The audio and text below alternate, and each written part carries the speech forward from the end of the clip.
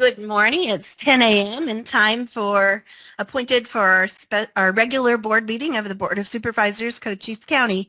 That today's September 12th, 2023, and it is 10 a.m. in the Board of Supervisors hearing room, 1415 Melody Lane, Building G in Bisbee. Any item on this agenda is open for discussion and possible action, and we will begin with the Pledge of Allegiance. If you could join me.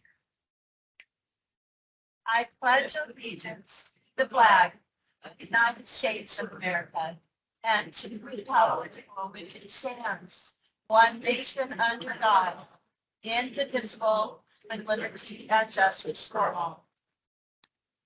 Thank you.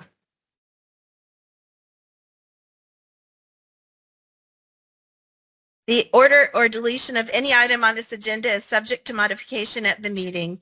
The board may vote to recess into executive session for the purpose of obtaining legal advice from the board's attorney on any matter listed on the agenda pursuant to ARS 38-431.03 A and 3.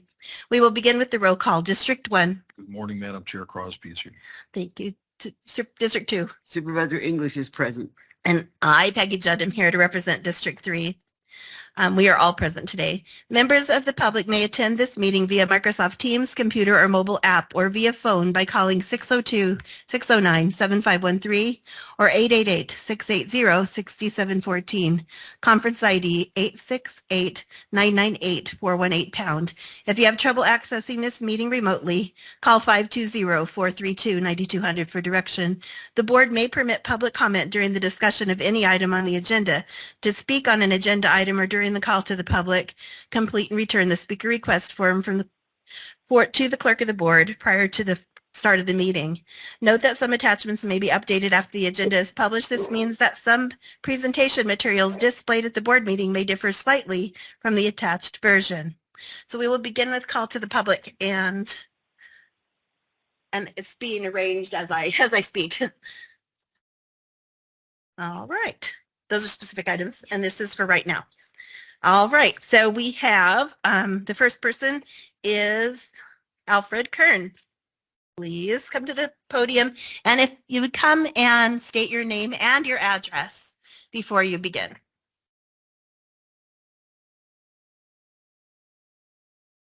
All right, my name is Alfred Kern. My address is 3460 East Greenwash in Douglas, Arizona. And I had already talked to Ann English about what had happened this last weekend. We had a fire up in the mountains where we live at. The fire department couldn't get up there. They bottomed out twice on the road. Conditions of the road were so bad that fire trucks couldn't get up. All right. They ended up waiting for the fire to get to them before they could put it out. It shouldn't have taken that situation where we had a fire and the fire department couldn't get up there to put it out. Whose job is it to determine what roads can be dropped and what roads should be added? It says on the paper that I got from that it's the county supervisor's job. One of their jobs is to determine what roads could be dropped and which roads should be added. It doesn't say that it's the, our congressperson. It does not say the congresspeople. It doesn't say Gail Griffin as a congressperson. It says the county supervisors. So until you change that, it's still your job. And if you can't get our roads graded to the point where a fire truck or an ambulance can get up there, you're not doing your job. So is it your job or is it Gail Griffin's job. You know, I mean, tell me, am I barking up the wrong tree? It needs to be determined. If it's Gail Griffin's job, I'll have to get on to her again about doing her job. But I've been here for 18 months, twice a month, and you people have heard me speak, and nothing has gotten done. No, you know, we still have a situation where fire Okay. trucks can't get up there. Thank you. Our next speaker is Reverend Samuel B. Johnson.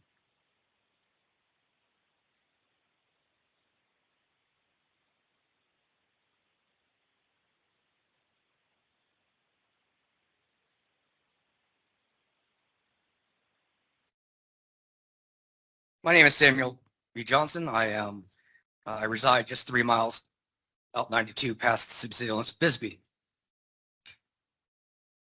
I know Supervisor Crosby understands this, but I'm not sure the rest of the board does.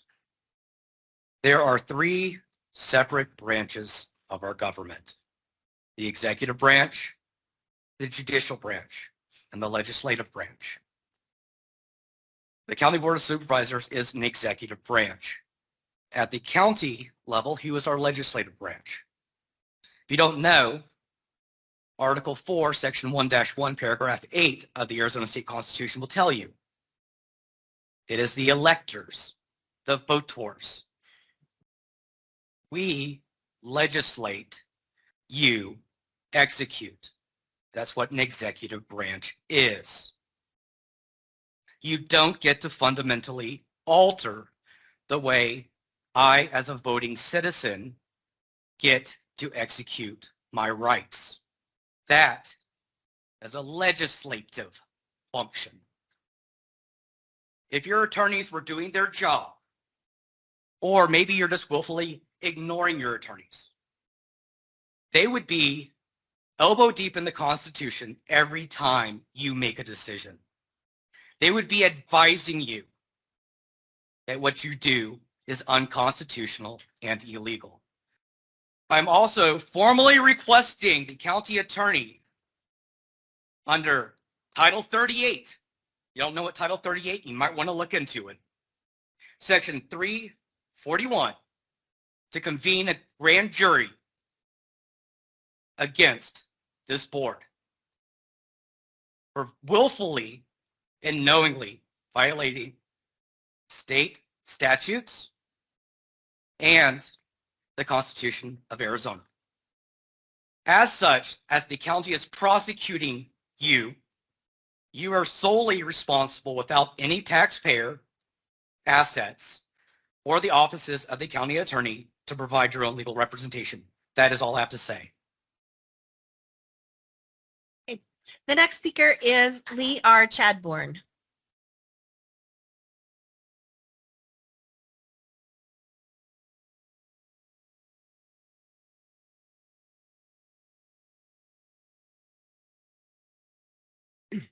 My name is Lee Chaborn. I'm from Sierra Vista, 2874 Canyon View Drive. So by law, you had to put out a vote to get our consent to vote by machine. That was a ways back. That didn't happen, and this should be reversed. No matter how long ago voting by machine was initiated, it was against the Constitution. Now, we need precinct voting only, not voting centers, which causes all sorts of problems. We need paper ballots, not voting machines. Again, no vote was ever put out to the public to even ever have a voting machine. This was a few years back. Or voting centers. This has been illegal by the Constitution for as long time it has been. And look at the magnitude of problems it has caused. A failure was made by not getting the voters' consent in the first place to constitute a jail district. And then after an illegal all vote by mail, you broke another statute that states you must have 60% supermajority for your tax increase, which you did not have. Now, people make mistakes. They're ignorant of the law, but it can all be rectified by reversing or undoing what you voted on as of now, being aware of what the Constitution states. A felony is created by anyone who has voted to disobey the Constitution, which is the law. And I understand you that voted to certify this uncertifiable jail district election not only violated your oath of office, but it looks to me you are also heaping that felony on yourself. Well, justice will prevail when we, the people, become empowered to carry it all out. Now, I leave this message with a scripture in the Bible, Proverbs 21:3, which says, "You may think that everything you do is right, but remember that the Lord judges your motives. So do what is right and fair, which will then please the Lord." Thank you. Our next speaker is Kara L. Harris.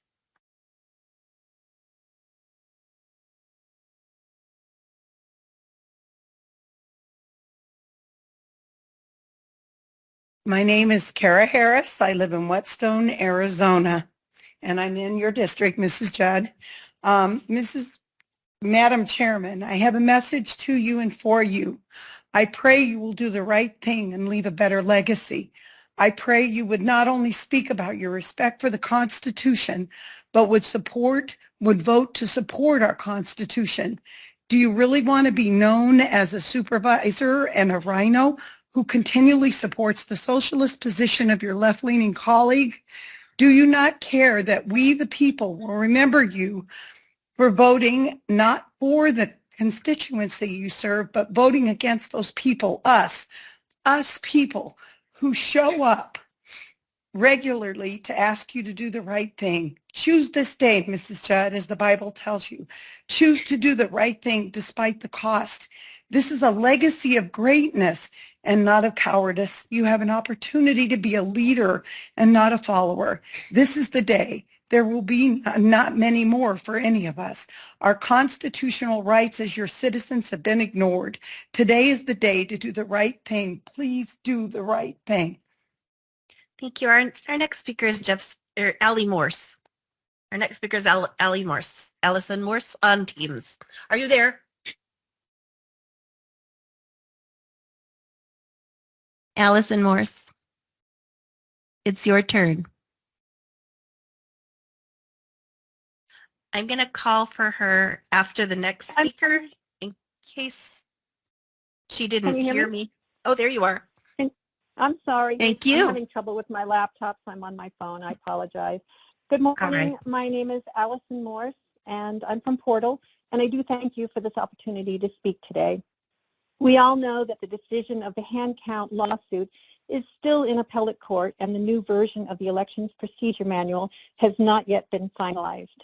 We are also aware, however, that both Attorney General Mays and Secretary of State Fontes have made strong statements against 100% hand counts. Our elections director, Mr. Bartlesmeyer, has confirmed that he will follow the law and listen to the county attorney's advice. At least twice now, however, in recorded public sessions, he has claimed that a 100% hand count of 4 to 5 races is feasible. He has gone on to say that, quote, the law is silent in this regard, stating that it's possible to expand the hand count of a few races. These statements are very misleading. The truth is that the law is not silent at all. It is very clear about how the hand count audit is conducted, that it is a random sample of 1% of early ballots and 2% of precinct ballots for 4 or 5 races. It is only expanded another 1% or 2% when the difference between the hand count and the machine count exceeds the designated margin. And that goes on if there are errors or there are differences in future counts, but it's typically not the case. Conducting a 100% hand count of any race on the ballot is currently not permitted. Last October, County Attorney Brian McIntyre made it abundantly clear that, and I quote from him, "Fundamental to our system of government is that people may do anything not expressly prohibited by law. The government, however, may only take such actions that are expressly permitted. There is no statutory authorization for this proposed separate hand count." I would like to respectfully request that Mr. Bartlesmeyer stop suggesting in any manner that a 100% hand count of any part of our ballots is acceptable, not 4 or 5 races, not precinct votes, nor early ballots, etc. This should not be discussed until the appellate court rules in favor of this practice and/or the new version of the EPM explicitly states that it is allowed. This has caused confusion and misunderstanding among voters at a time when we need to be doing everything possible to restore trust and confidence in our elections. Thank you. Thank you. Our next speaker is Jeff Sturgis, and he is joining us on Teams. Jeff Hi, Sturgis. my name is Jeff Sturgis from Sierra Vista. Can you hear me?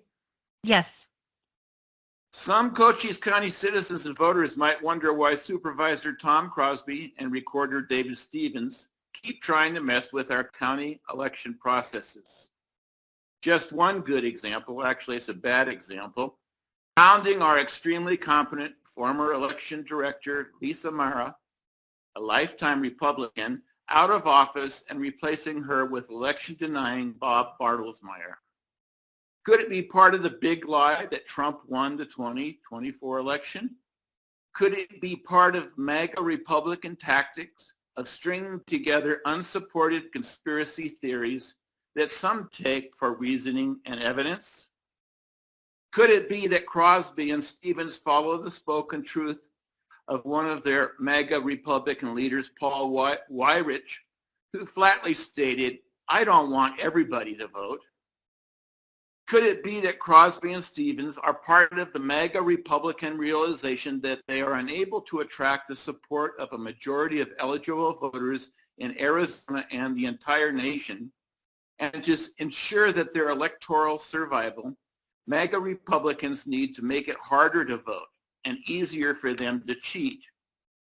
Is this the reason that Crosby authorized a lawsuit against a county employee without a formal board vote and failed to show up to canvass the county's 2022 general election results despite a court order?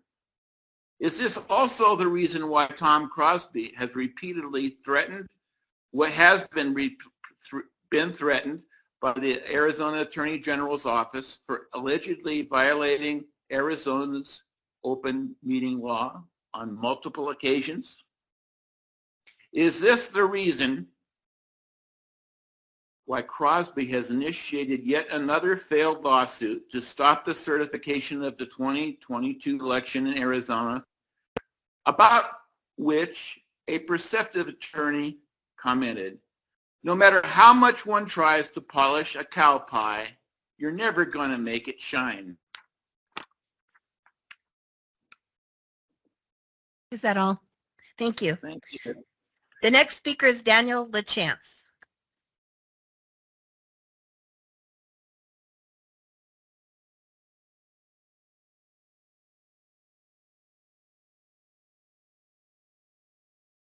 Good morning, Miss Judd, Miss English, Mr. Crosby. I'm here to speak with you about the jail district. I could rail against you, but I'm just going to state facts. You are here to supervise the government for us. We trusted you to do this, and you have completely violated our trust. We have no confidence in you any longer, Ann English and Peggy Judd. You do not have the power to legislate initiatives or referendums.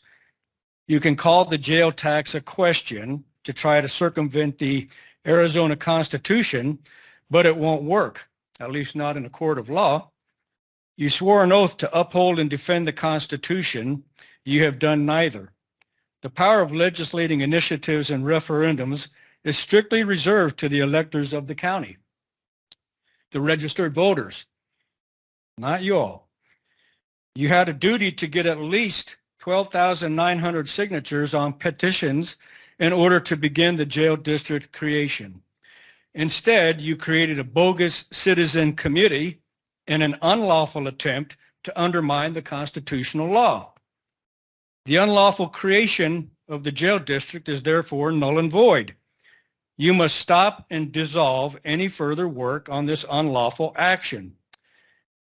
But that's not bad enough. We now have clear evidence the recorder has been using packed voter registration files to identify voters with signatures other than the ones submitted by the voter at registration. As a result, the jail district is null and void because the election is uncertifiable. Please look up Judge Napper's ruling in Yavapai. It's a really big, important ruling. But that's still not enough. We know you again failed to uphold the Constitution by failing to apply the 60% supermajority to an election you unlawfully certified with a claimed 51-49 result. You did not achieve 60%, and therefore the election is defeated. Finally, you unlawfully disenfranchised almost 11,000 voters, legitimately registered voters. We now have expert witness testimony which demonstrates over 4,000 of these were unlawfully made inactive voters when they were in fact active. We can demonstrate that the percentage of no voters compared to yes votes was enough to change the outcome of the election by at least 335 no votes. Bottom line, the jail district was unlawfully constituted, the election was unlawful, and the jail district fails. Cease further action in implementing it. Start over if you must, but this time be honest and do it right. Peggy Judd and Tom Crosby, you need to move to an immediate executive session and dissolve the failed jail district. And you need to do it now, please. The next speaker is Ronald A. Brooks. Ronald A. Brooks. I don't see you here, and you plan to join on Microsoft Teams, it says. Hello? Hello, we hear you. Yes, good morning, everyone. My name is Ron Brooks, and I live in Benson, Arizona. The reason I feel compelled to speak to you today is concerning election integrity. I would like to know, who are you listening to? And I really would like to know that. The people or governmental officials, we have all heard about election fraud, and yet some choose to ignore it, as if that could not happen in my county. How naive of you, the guardians of the people. Daniel Chance has laid out clearly the laws you swore to uphold. He is correct in what he pointed out to you, yet he is not a government official, so you choose to disregard it. Currently, there's a lawsuit in court that will cost us taxpayers thousands of dollars, and still you listen to the government officials. In February of this year, you had a work session addressing the vulnerabilities of the mail-in ballots, but you never put it on the agenda, and I really wonder why that never happened. Before you vote on any election item, you need to have the public conversation. Right now, it is a cart before the horse, the way you're doing this. We can see by the turnout is a very important issue to many of us here in the county. I would say table item number 15 on vote centers and have that election integrity conversation with your constituents. It is the proper order of business in making decisions. Some of you said you were going to do this back in February of this year and still has not happened. Now, I really want to know who you are listening to. Thank you. Okay, our next speaker is Sandy Truel. And she is here.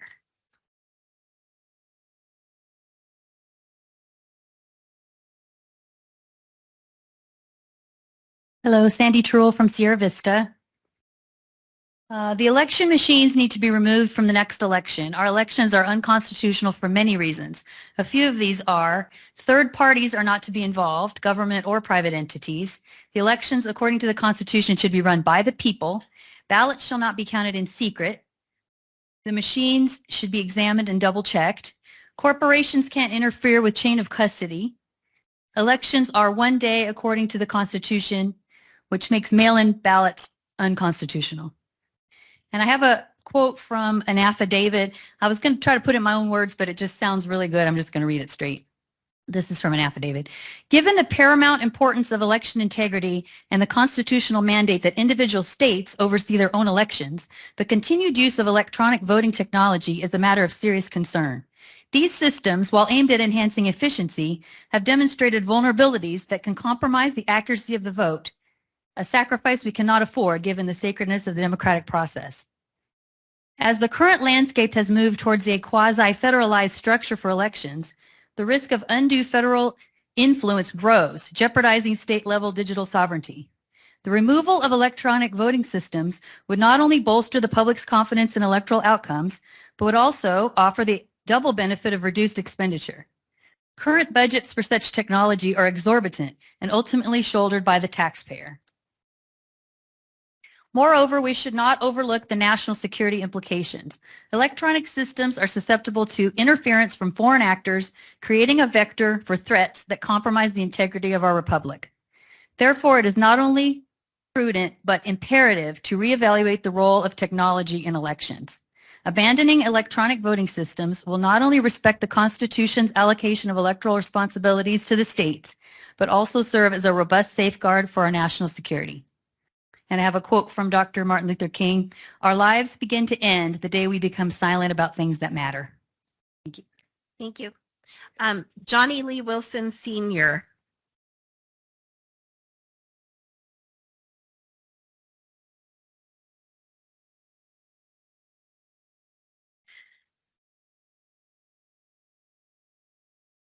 Johnny D. Wilson Sr., live in Sierra Vista, Arizona.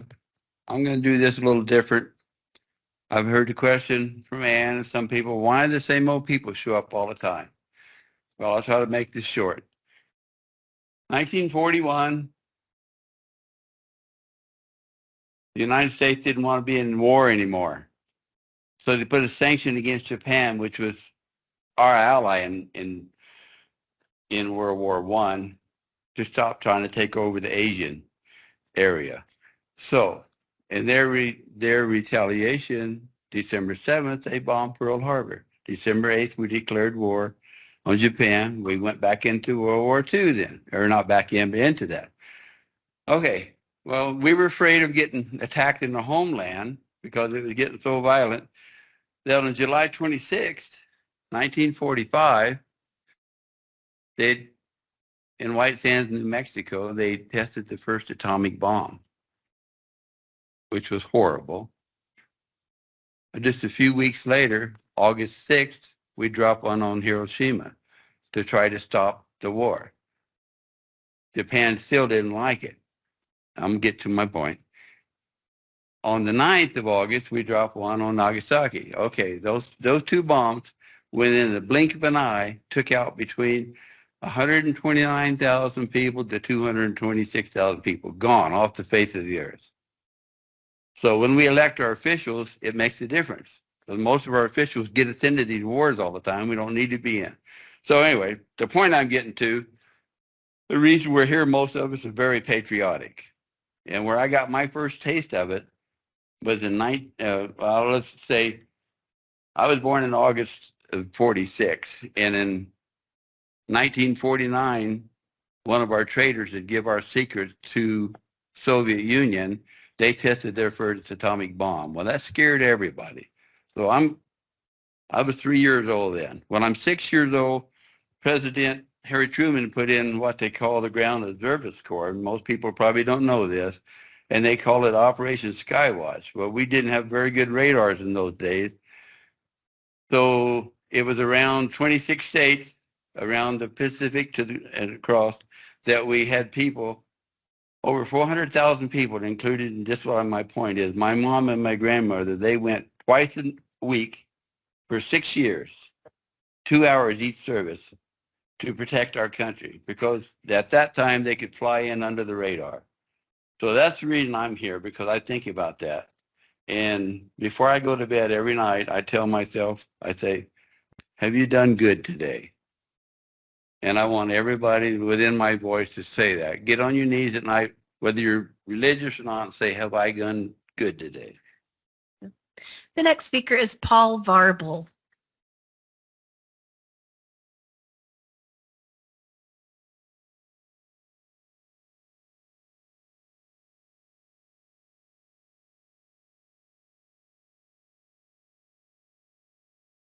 Good morning. Morning.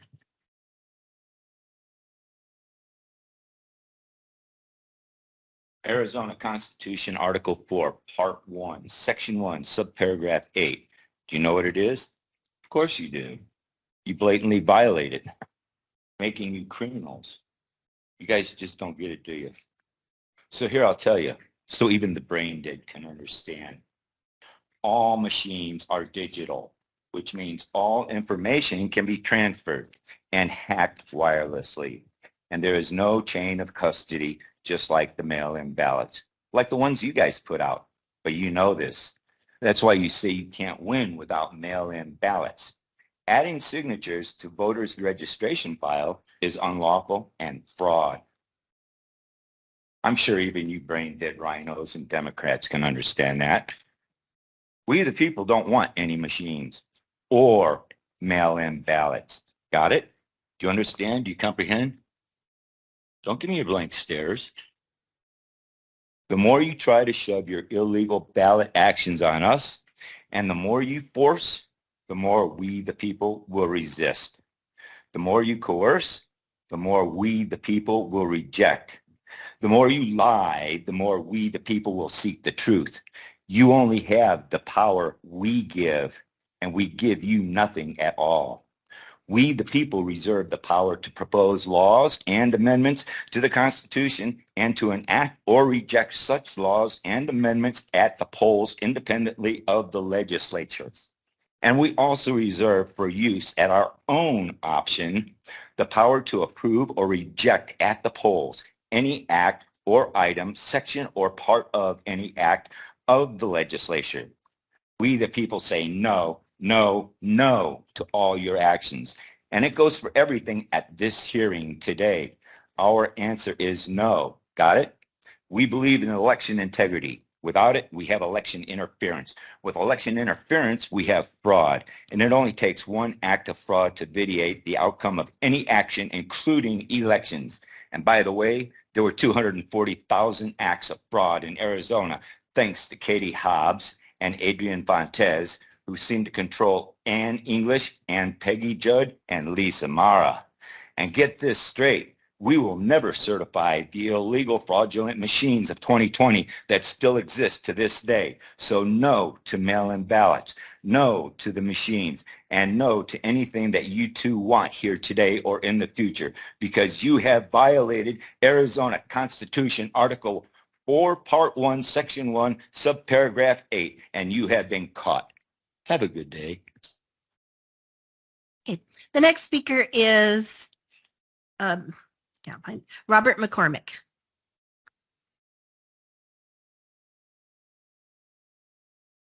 There's only a few more speakers, but we're forgetting to say our name and our address at the beginning. So go ahead and do that. Just a reminder.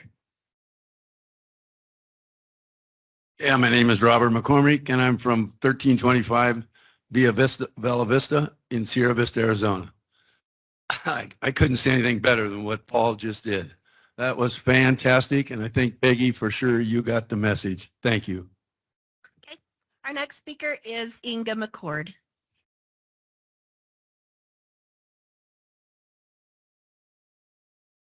After you say your name and your address, then it begins. That's why it's free time for you to do that. Thank you.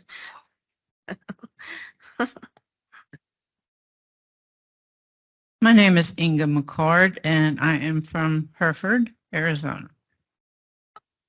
First of all, I would like to say that I look at the board And I think about Peggy, unfortunately, doing something else or eyes glazed over, probably thinking about the sale at Dillard's. And it makes me think about serving the people. We elect individuals to serve us. We pay their salaries and we expect them to do the good for the majority of the people. I can ask you to think about the very first time you came to your new job after having the trust of many people instilled or given to you to do the right thing for them. The thrill of having that exhilaration of holding an office that a bunch of people thought you deserved. Well, I think that the word serve and the word screw are actually very similar. They're only two letters different. Screwing your people because you haven't surveyed to find the majority on any issue. You should be out there earning your salary, trying to find out the truth, because the truth is what you're supposed to be all about. My husband and I have a little joke when the people come on TV and say, this is free, or this is really such a great deal. My husband turned to me and said, there's nothing free. It's a ream job. So I believe that the jail tax is a ream job, big time ream job for Cochise County. The $300 million that they collected, what are they going to do with that? How dare them take that kind of money away from us without any representation? So taxation without representation is why we fought a war in 1776, because taxation without representation is baloney. Okay, fishy. Fishy is another word I thought about. This thing reeks of dead fish. I object to the fact that no assessment of repairing the jail in a manner that would have saved it for 25 years was never done. So the tax for 25 years with no other alternative is BS. You have to think about the poor people who are getting by paycheck to paycheck, people who have racked up giant bills. Screw them. Go ahead and screw them. Our next speaker is Stephen R. McNeely.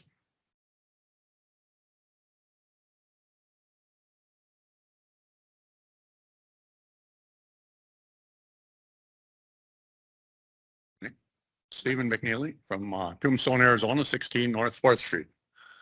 A lot of what I want to say has been said already.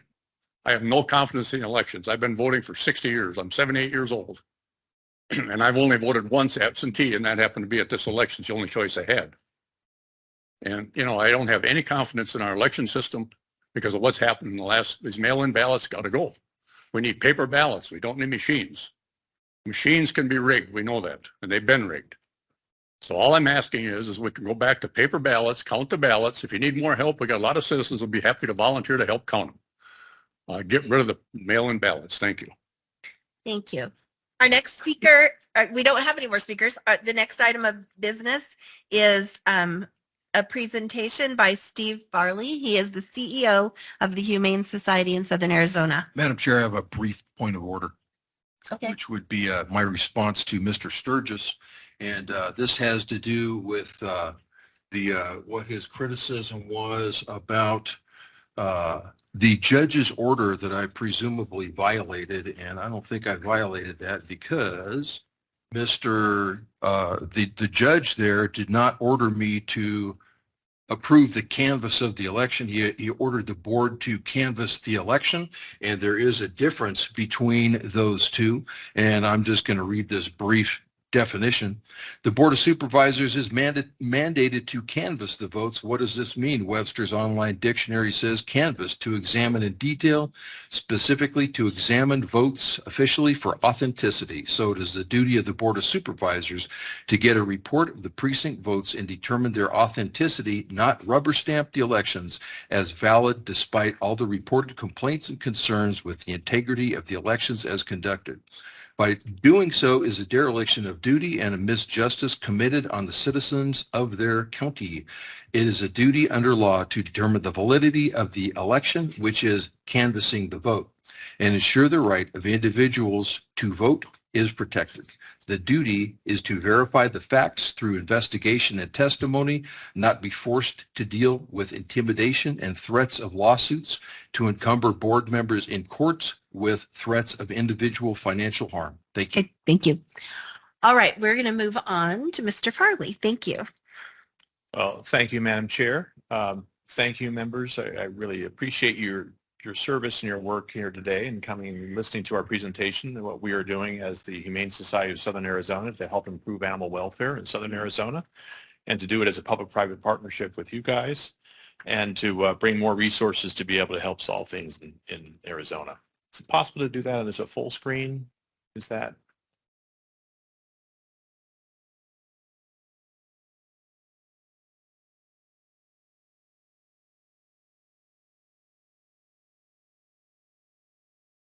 Maybe there's a fit-in window, or there we go. Okay. And we'll see how this works. There we go. Okay, it's working fine. Thank you. I wanted to express, first of all, we are committed to being able to work with you guys and have the long-term welfare of all the pets in Cochise County. We're looking forward to negotiating an agreement with you to ultimately operate the shelter that you're building in Bisbee, and to be able to also have a clinic there for the public and be able to share all of our expertise over the 79 years that we've been serving the people of Southern Arizona, so that we can make sure that the people and the pets are taken care of. Currently, we have a contract with Cochise County, as you know.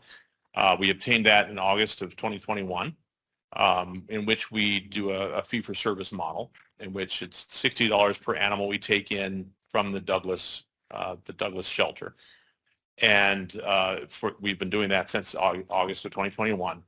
We initially expected to take in a lot more than what happened, but as we were getting into this and started taking more and more animals from the shelter, we discovered that there was a lot of disease that was in that population of animals. When they came to our shelter in Tucson, it turned out to be very drug-resistant things like coccidia and parvo and other things like that, that then spread into our population. There were times that we had to shut down for as long as 3 weeks because of that disease. So that interfered with our ability of how much we could take. Even with that, we've taken 265 pets from Cochise County to our Tucson shelter since August, saving their lives. And we are also planning a new quarantine shelter on Roger Road in Tucson, where we'll have 20 kennels for dogs in particular, because the dog diseases were the biggest problems we were having. That will enable us to change our intake procedures so that when we get in a dog that we suspect might have a disease, they would first go to the quarantine shelter until we prove through testing that they do not have that disease and won't pose a risk to the rest of the shelter. That will enable us to get more towards the directions of the numbers we were talking about in the first place. But in the meantime, we haven't just rested. We've pivoted to helping Cochise County pets and people in different ways to be able to maximize life saving. We've been transporting pets between Cochise County shelters. 38 so far have gone between Douglas and other shelters and around to be able to sort of maximize what the capability of the shelters have, the capacity. Some are over capacity, some are under capacity. If we can make that work better, so no one's over capacity, no one's under capacity, that's what we've been working. We've been mentoring 3 Cochise County shelters. We have a person in person there for a day in each one of those shelters every week, and I'll tell you more about that program later. We're performing spay and neuter surgeries for 3 Cochise shelters, and since August, we've done 209 of those spay and neuter surgeries. to be able to help make sure we reduce the pet population there and make them more adoptable instantly. And we've been ramping up the TNR services and Cochise partners to save 657 cat lives since August of 2021. And none of these are at any cost to Cochise County taxpayers. We've been finding other sources of funding and other partners to be able to help fund those programs. And now we'll get into more detail about that one. First off, when I said TNR, I don't want to assume that you know that. So I have a couple of slides to talk about what TNR is. It's called Trap, Neuter, Return is what the TNR stands for. In the Douglas shelter, prior to this year, their standard operating procedures were when they were getting calls for feral cats, they were told, go out and trap them and then kill them. And consequently, the euthanasia, most of the euthanasia at the Douglas shelter was the euthanasia of cats, primarily the feral cats. Under trap and kill, those cats, it doesn't even work to reduce the population. So when we talked to the ACOs down there, the animal control officers, they were like, yeah, we've been doing this for 30 years and it never solves the problem. Well, the reason it doesn't solve the problem is because when you kill cat colonies, other cat colonies come in and take their place. And you just constantly get the problem. When you trap them, you neuter them, and then you return them where they were, they live out their lives in a humane way, and they don't reproduce, and no other cats take over that territory. So within 5 to 7 years, you've effectively eliminated the feral cat or community cat populations in that area. So it's dramatically reduces the euthanasia in that case, and it dramatically reduces the costs of dealing with feral cats as well as helping the community with what has become an issue in certain areas. The steps are, they have volunteers who've been trapping the cats. They're transported in their traps to Tucson, and I've got to give all props to those people who are driving the van full of 20 feral cats 2 hours to Tucson and 2 hours back. It's a task, but they do it every week. Then they're spayed and neutered in our facility, in our clinic in Tucson. Their ear tips, you can see the picture of the cat in this one, has a tipped ear so that you can see them in the field.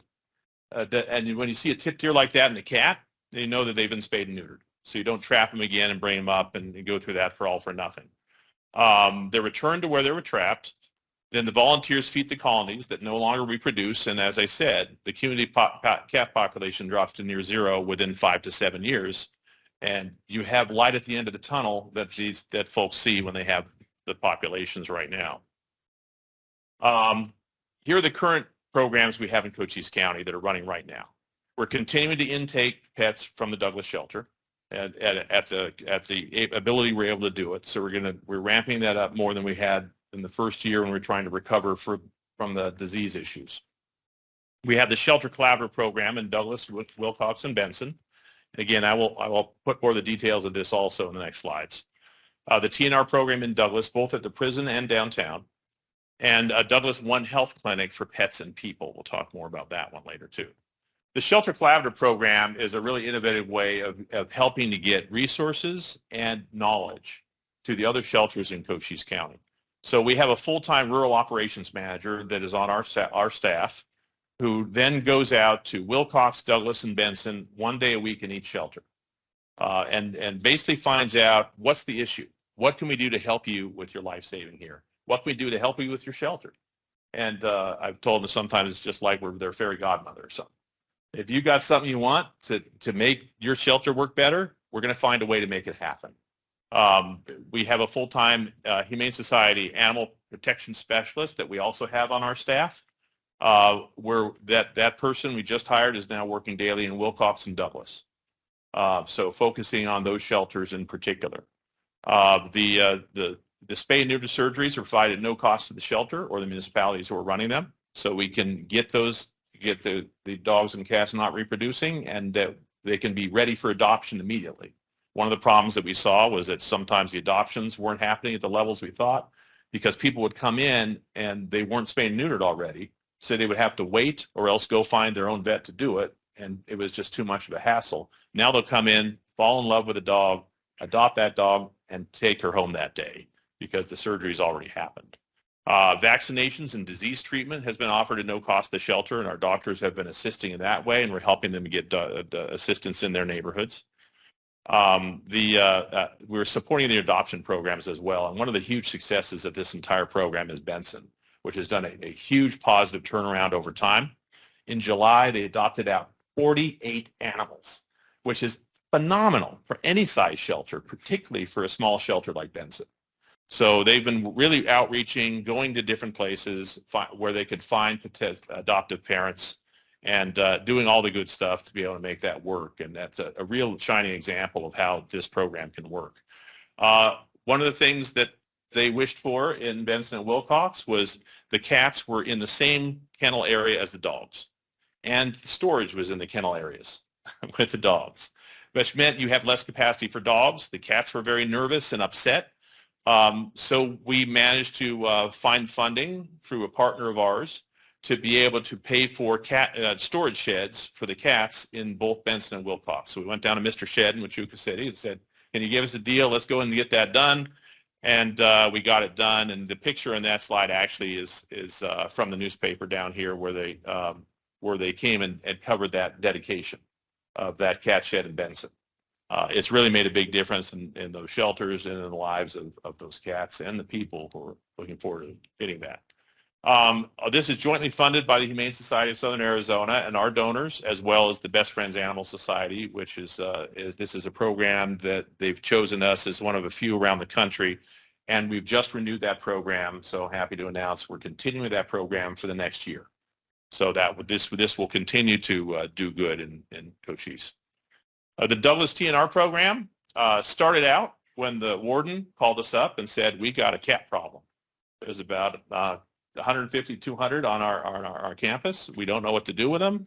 The inmates are feeding them chicken bologna that they don't like, and the cats seem to like it. So there's something going on down here. So we worked with them with our community cat program, and we have a community cat coordinator and 4 trappers on staff, and we work with volunteers, and we've worked collaboratively with Cochise County Humane Society and with the Border Rescue and well as Spay Neuter Solutions. And we worked with them. We worked a deal where we're going in with our volunteers, their staff, and the inmates, bring the cats out to the outside. We pick them up, take them to Tucson and back, and then now their colonies are within the prison being fed the chicken bologna all the time by the folks there, and they are happily living out their lives and not reproducing anymore. So that was a great win-win program right there that's already TNR'd 283 cats since January in Douglas and the prison in the downtown. We're now working in the city of Douglas to do the same thing outside of the prison to be able to get their cat colonies TNR'd as well. That's jointly funded, as I said, by Spay Neuter Solutions, the Humane Society, and Best Friends. We anticipate we're going to be saving more than 500 cat lives in Douglas in 2023 alone by the end of this year. This other program that's happening where we're in the planning year right now is the Douglas One Health Clinic. This is a very innovative way that we really saw and see all the time in our veterinary clinic, that when people come in that have very little means, they will often spend their money on their pet before they spend it on themselves. And sometimes that's on health care. And that's not a choice we want people to make. So we got a grant. We're one of 10 locations around the country that got grants for this program from the PetSmart Charities Foundation. And that we've got a grant for this year and then 3 years beyond that. This year is a planning year where we have a One Health clinic manager who's on the ground in Douglas, who has been working with the community to try to establish exactly how we're doing this. So this is something that the community wants. The idea is people will come in for health care for their pets and will give it to their people at the same time. It's not something that we're going to learn how to do human health care all at once, but we're partnering with people who already know how to do that and are working down there. So our partners are Chiricahua Community Health for human physical health and Hope Inc. for behavioral health and addiction treatment.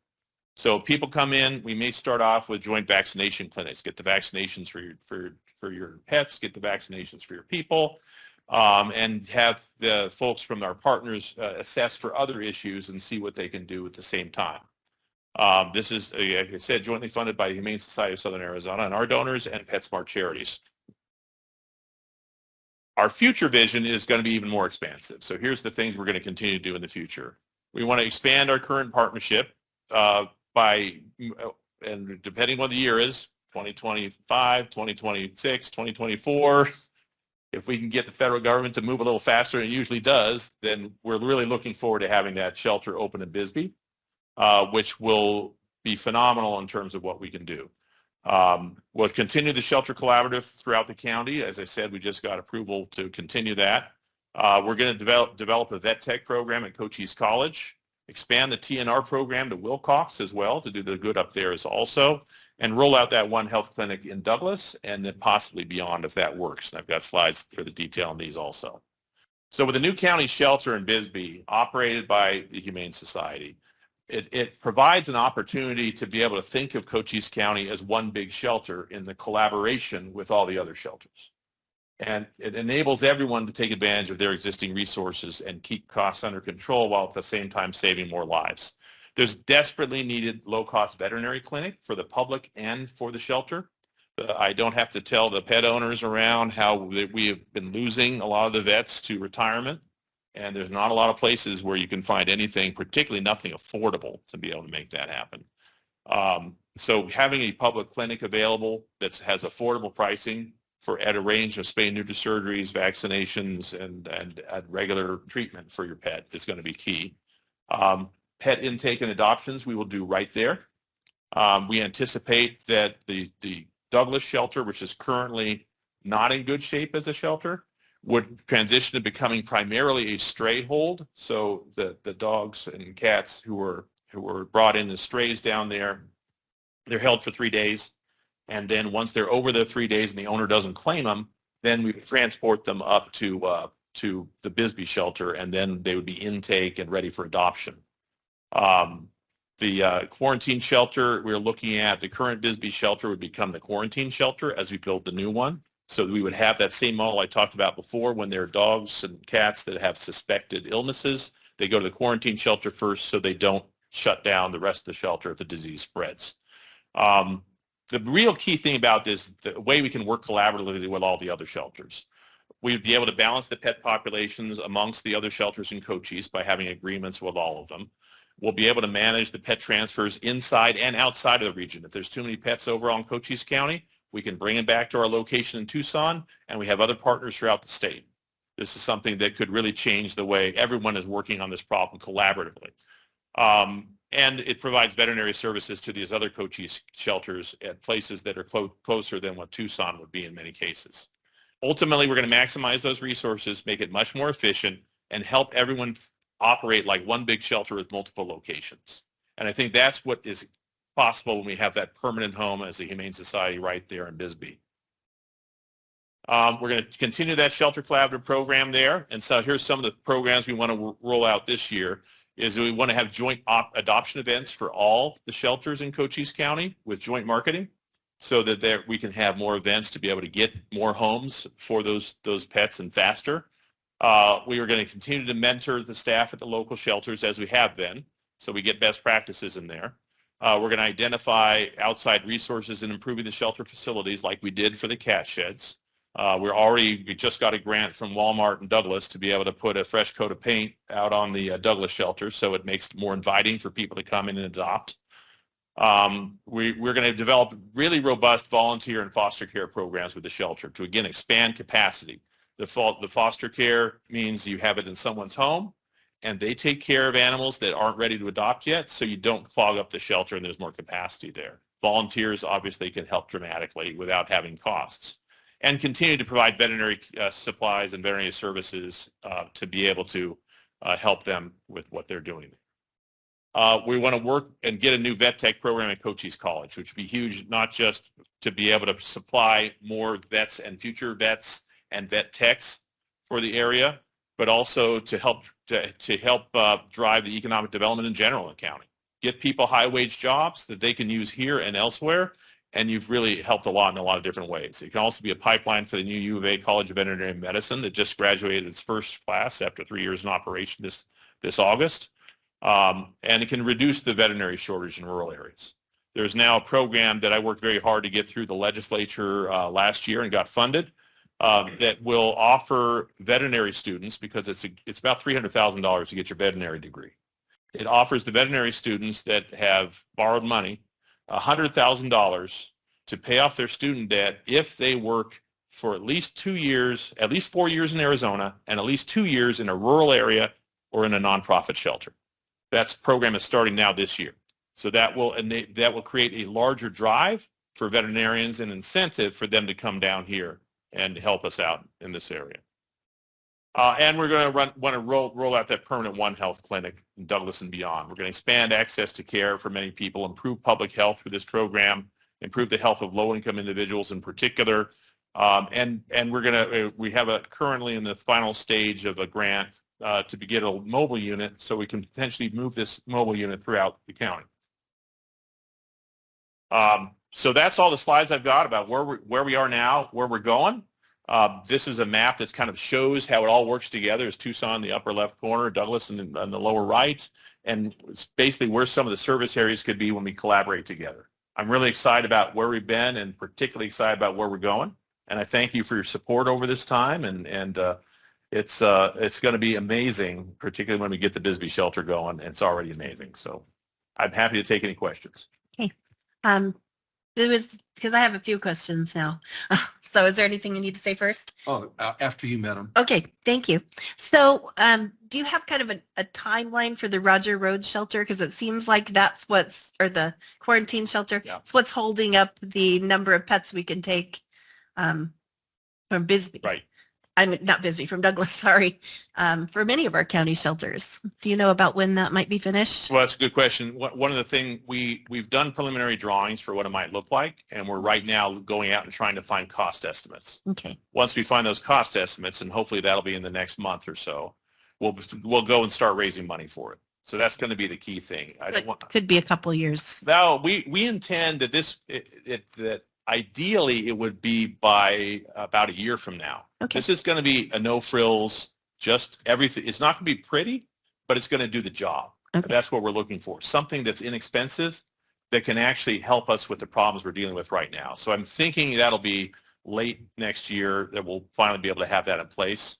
But it's a huge priority for me and a huge priority for my board, because when you close down for 3 weeks and you see the suffering that causes and our inability to bring in new animals and the knock-on effects, you don't want to go through that again. Right. So we're doing a lot of practices within our shelter to try to limit disease spread. Now, previous to this happening with some of the Douglas animals coming in, we had a lot more people wandering through our isolation areas. Now they have to wear the full PPE, and we've really tried to reduce spread of disease in that way as well.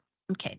So are you coordinating with the Bisbee shelter, because you're talking about the current Bisbee shelter becoming quarantine? Is there anything you could report on that, or do you plan to coordinate with them soon? We were talking with them before about initially, I 2 years remember ago that. when we first talked about that, and that was the concept right now. I haven't done it later because I've been waiting on the details of what our timing is. Yeah, that's a little bit Sharon's. Yeah. She's working on that too, I'm sure. Yeah. But it was surprising to hear that. It was surprising to hear that be said, because that's not what I was aware of. I didn't think that you were going to operate together in any way. Well, the idea would be that they would not be continuing, that we would be taking over the sheltering there, and then that would be using that as part of it. But they're private right now. They're not something that we operate at all or have anything. Right. So they're the community private shelter. So that's going to be something you need to work out. Hearing that today was like, wow, that's interesting. So also, what would you suggest is the best way for us to check in on the work that you're doing in our local shelters? Just walk in? Is there a person we can call? Well, yes, our rural operations manager, she's actually here today. Danny, you want to stand up? This is Danny Dominguez. She's out there all the time in all the different shelters and working with folks. And her email address, if you want to email her to talk with her, is ddominguez, DOMINGUEZ, @hssaz.org. And she'll gladly fill you in about what's going on. All right. And then about your college collaboration, I know you've been working on that for a little while, and actually it started before you even came on. it doesn't seem like it's going very fast. Is there something we can do? Should we get the FFA kids to get, because when you hear these kids that are Yeah. getting their scholarships, about half of them say, well, I want to be a vet tech. Yes. I think they need to stay here. So I was wondering if there's some sort of effort, I personally or the county can help kind of move that along. Should we? I think in the past we were expecting the University of Arizona to be the major player there. And Mr. Farley is pointing that we need to look at Cochise College. Yeah. Right. The idea is, So it's a different approach than has been done in the past. And then you mentioned U of A has some incentives and has produced some people now. Yes. How are you talking about them partnering with the college? absolutely. I mean, one of the things is the U of A has been focusing on graduating their first class. It takes 3 years to go through vet school.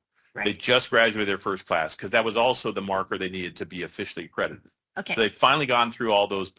Now they tell me they're willing to focus more on that outreach to get them into it. Okay. So they will be a part of it. But I think, as Supervisor English had said, the partnership with Cochise College is going to be key. And I've been talking with Carl Griffower, who's the workforce dean there.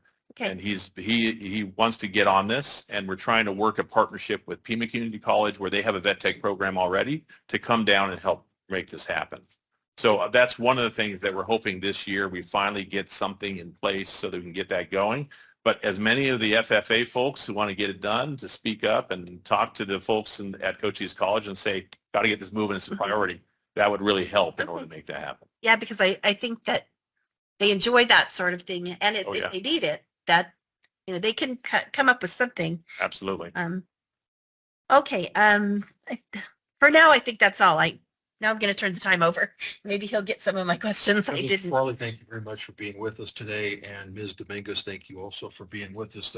I had never considered the factors that you talked about with your TNR program. So I appreciate your talking to us about that. I wonder if you could say a few words that would be for the layperson and the board here about the drug resistance and who is administering these drugs, vaccines, and so on, at which shelters? Well, most of the shelters here have people they work with, like in the Douglas shelter. There has to be a DVM that holds the license on the shelter in order to do things. And that's Dr. John in Douglas, who holds the license on the Douglas shelter. So we're working with Dr. John with any of the vaccinations and stuff that's happening in Douglas to make that happen. Now, a lot of the animals that come in, we're bringing them back to our shelter where our doctors have the license in our shelter in Tucson and returning them when they've got those sort of treatments. Those coccidia cases and some of the other diseases that are very common we've coming in, we're trying to get set up so that our doctor with the license, Dr. John, can enable the people who are the ACOs to be able to administer some of these preventative procedures upon intake. Because the earlier you get them, the more you start the clock on how long they run. So that's something we want to be able to get as well. The problem we've seen is sometimes with things like Giardia, things like coccidia, what we had seen in Tucson before we took on the dogs from Douglas was that primarily this was like a 7 to 10 day run. But we used the same treatment in Tucson when we took in those initial ones from Douglas, and we started to see that sometimes that took up to 4 or 5 weeks for it to resolve with increasing different amounts of treatment that were increasingly expensive and increasingly difficult to administer. So that's why we've learned a lot from that in the first year and a half of what was going on, and we've tried to put that in place now. And hopefully we can share that knowledge with the shelters on the ground with their relationship with veterinarians there.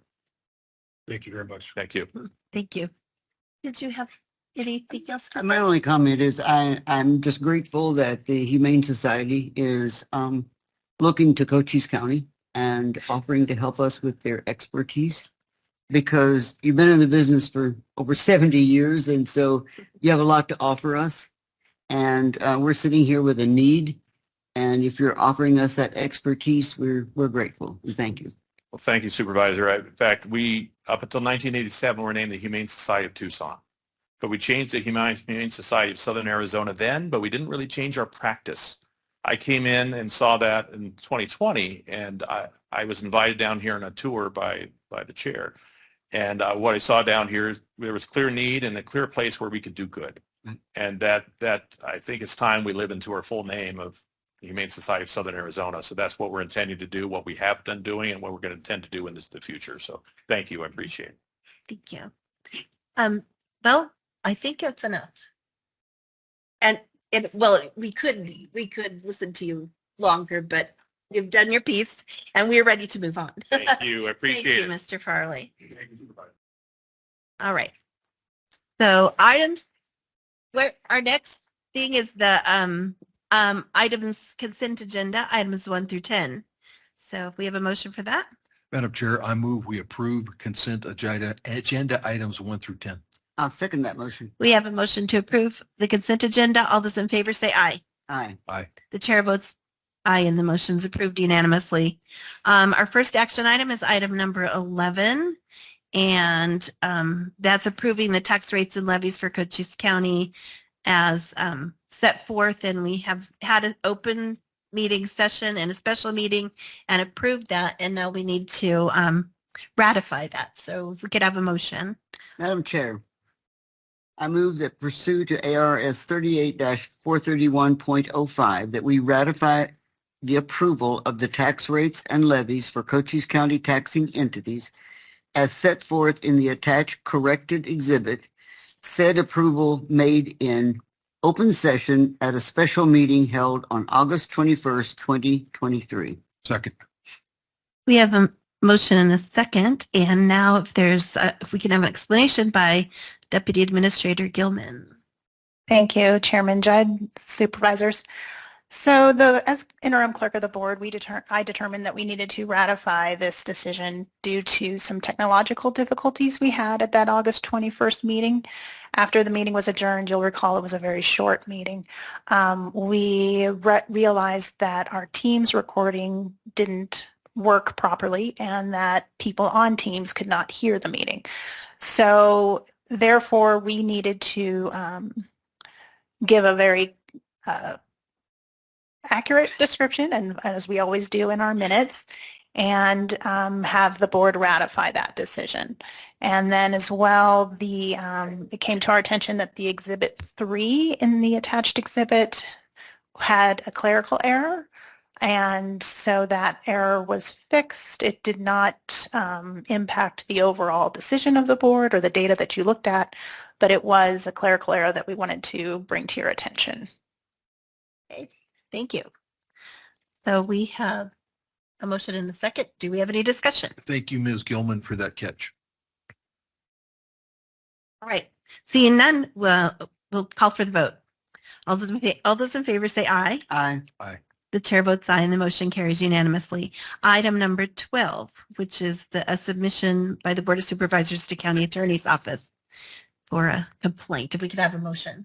I wonder, point of order, did Ms. Gilman have comments on this prior to a motion, or? I can make my comments after the motion. Okay. Madam Chair, I move we approve submission by the Board of Supervisors to the County Attorney's Office of the former complaint filed by Savannah Valdez on October 25th, 2023 regarding the failure of the San Simon Fire Chief John Novak to comply with mandatory professional development training pursuant to ARS 48803, paragraphs I and K. I'll second the motion. Okay, now if we could have an explanation. Yes, and I do believe you have speaker request form on this item as well. Okay. So I'll give my presentation first. Statute allows for anyone to make a complaint against a special district fire chief or board member.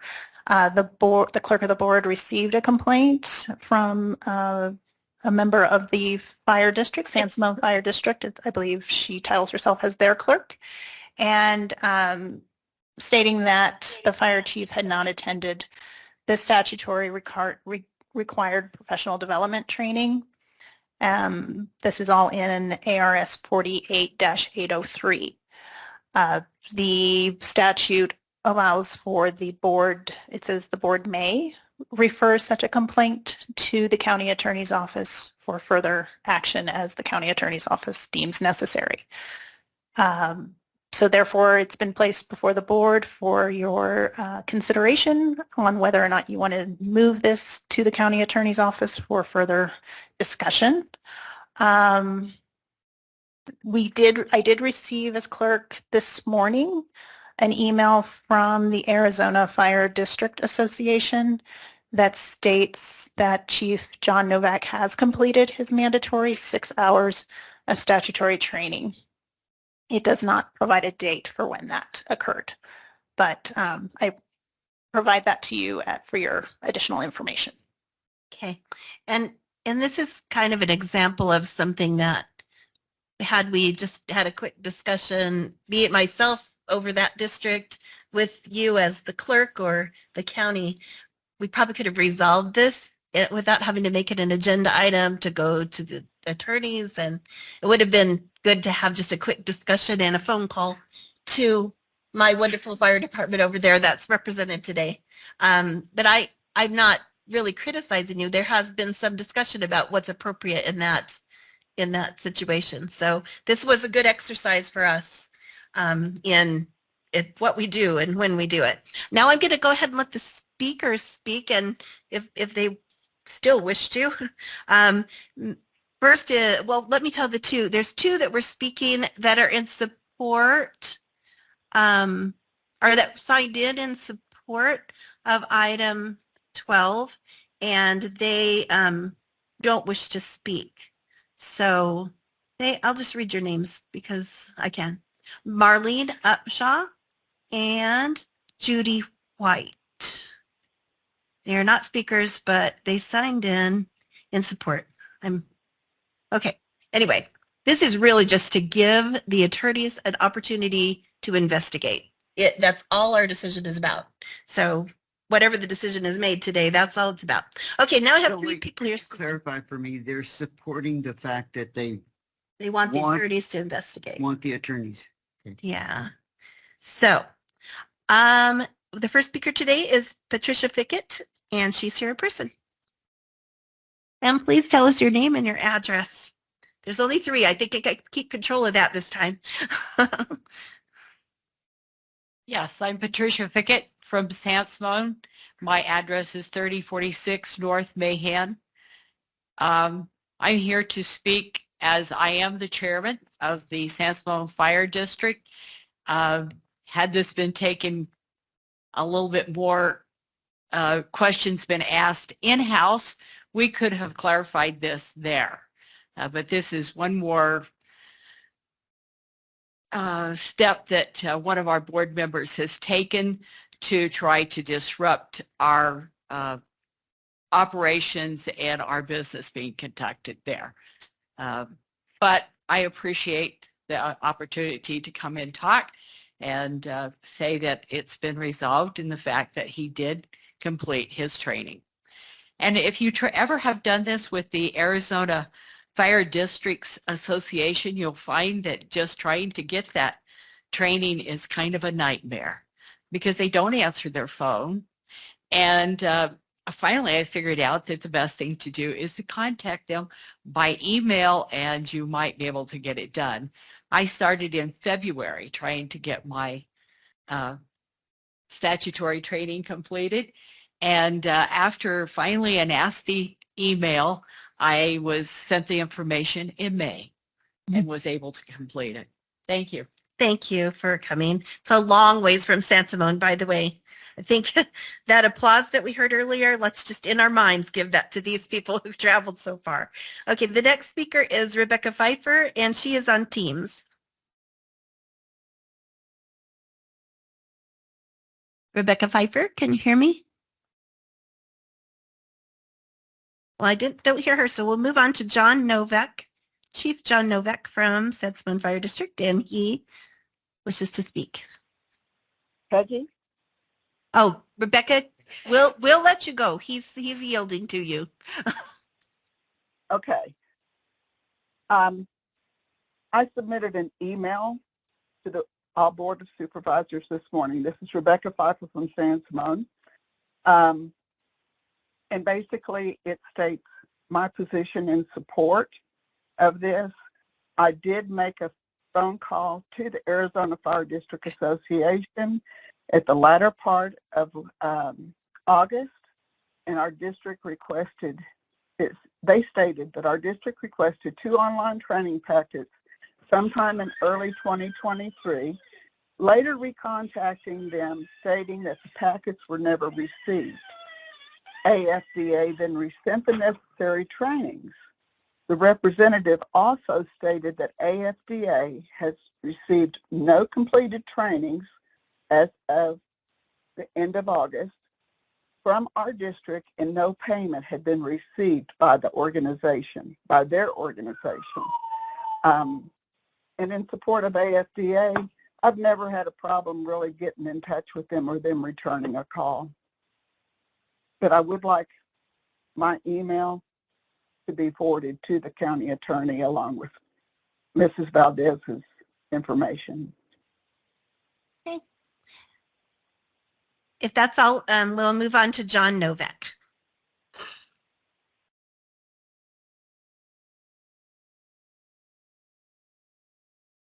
Good morning, Supervisors. I appreciate this opportunity to speak. My name is John Novak. I'm the Fire Chief of the San Simon Fire District. My address is 2331 West 7th Street in San Simon. So I obviously have completed the statutory training. We did have the option to either mail it in or email, and I chose to use the U.S. Postal Service, and who knows if they received it or not. I did send them an email yesterday, and I received an email back that states they do not notify the counties of compliance and completion of training until December 31st of each year. So Mrs. Fickett, myself, and Fernie Guzman, who's our other new board chairman, they will not report to any of the counties that we completed the statutory training until the end of this year. So like I said, I apologize for wasting the board's time. I never received a phone call from my clerk asking if I had completed statutory training. I did complete it on the 4th of August, which was a little bit later than maybe I should have. I didn't anticipate this is going to be an issue. It's never been a problem in the past for me. I've been a fire chief for 13 years in Arizona. So like I said, I apologize that this had to come out, but I do support this because I would like the opportunity for the county attorney to come down to San Simon or come up to San Simon because this is illustrating some greater issues that I would like the county attorney to be aware of and to help us mitigate through and get some good resolution to it. I would also, on a positive note, like to state that we are continuing to move forward as a fire district. We just completed an in-house emergency medical responder class, which doubled the amount of EMS providers in my fire district. We have an appointment this afternoon to receive a grant from the Arizona Community Foundation for public outreach, public education supplies for our school. And so we're moving forward, we're training, we're doing all the things we can to improve the community. And unfortunately, not everybody, you're never going to please 100% of the people 100% of the time, as evidence. So I appreciate this opportunity to speak, and thank you. Thank you, Chief Novak. Okay, that concludes the call to the public on that item. If we could, if there's any other comments from the board, if not, I will call for a vote. All those in favor say aye. Aye. The chair is going to vote aye. Aye for the, and this is just to clarify, this is just to have the attorneys investigate the issue. And all those opposed. Hey, I think our county attorney has enough to do. Okay. There's 2-1. The ayes do have it in this item. Thank you, board, for that discussion.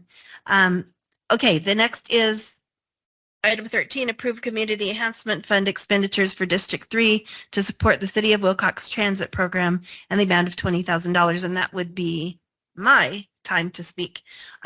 There were some difficulties in funding, and ours is a brand new program. Transit programs have been going on in other cities for a long time. And I have spoken to the CEGO person in charge of Transportation, Christopher Trees, and he did guarantee me that this is an issue in the Wilcox area. And we have had ongoing conversations for almost a year. And one of the allowable expenses in our community enhancement fund is for transit. And for those of you who have had transit in your communities for a long time, I totally get it that maybe asking for $20,000 at once might be a lot, but for Wilcox being brand new and the funding was clearly short, according to Mr. Vertrees, I feel like it's very necessary that I ask for this $20,000 for my enhancement funds. So I'm willing to take any conversation on that. I have a comment. Mhm. I think that these transit programs are really needed by a few of the population and will never support themselves because the majority of the population, if they can drive, they're going to drive, or if they can get someone to take them. But that doesn't mean we don't need to have it available for those people who actually, that is their best option.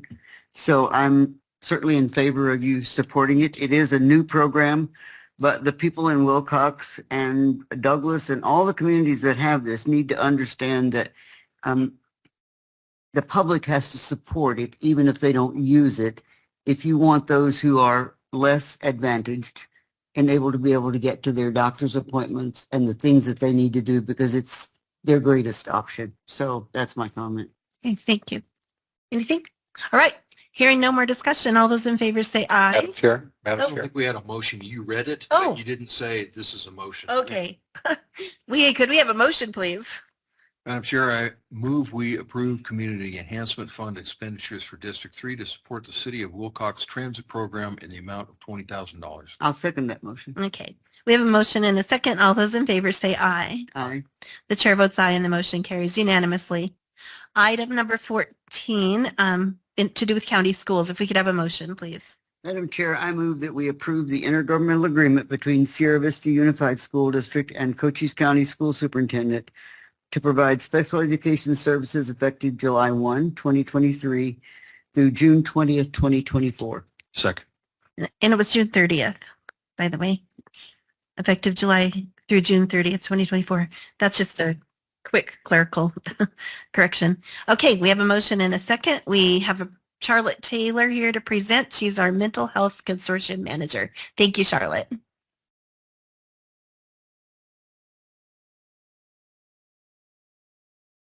Good morning, and thank you so much for considering this. Again, very necessary services that we would like to help the schools with. This helps reduce the cost because otherwise they're contracting out to Pima County and Maricopa County, and we're trying to bring this back to Cochise County.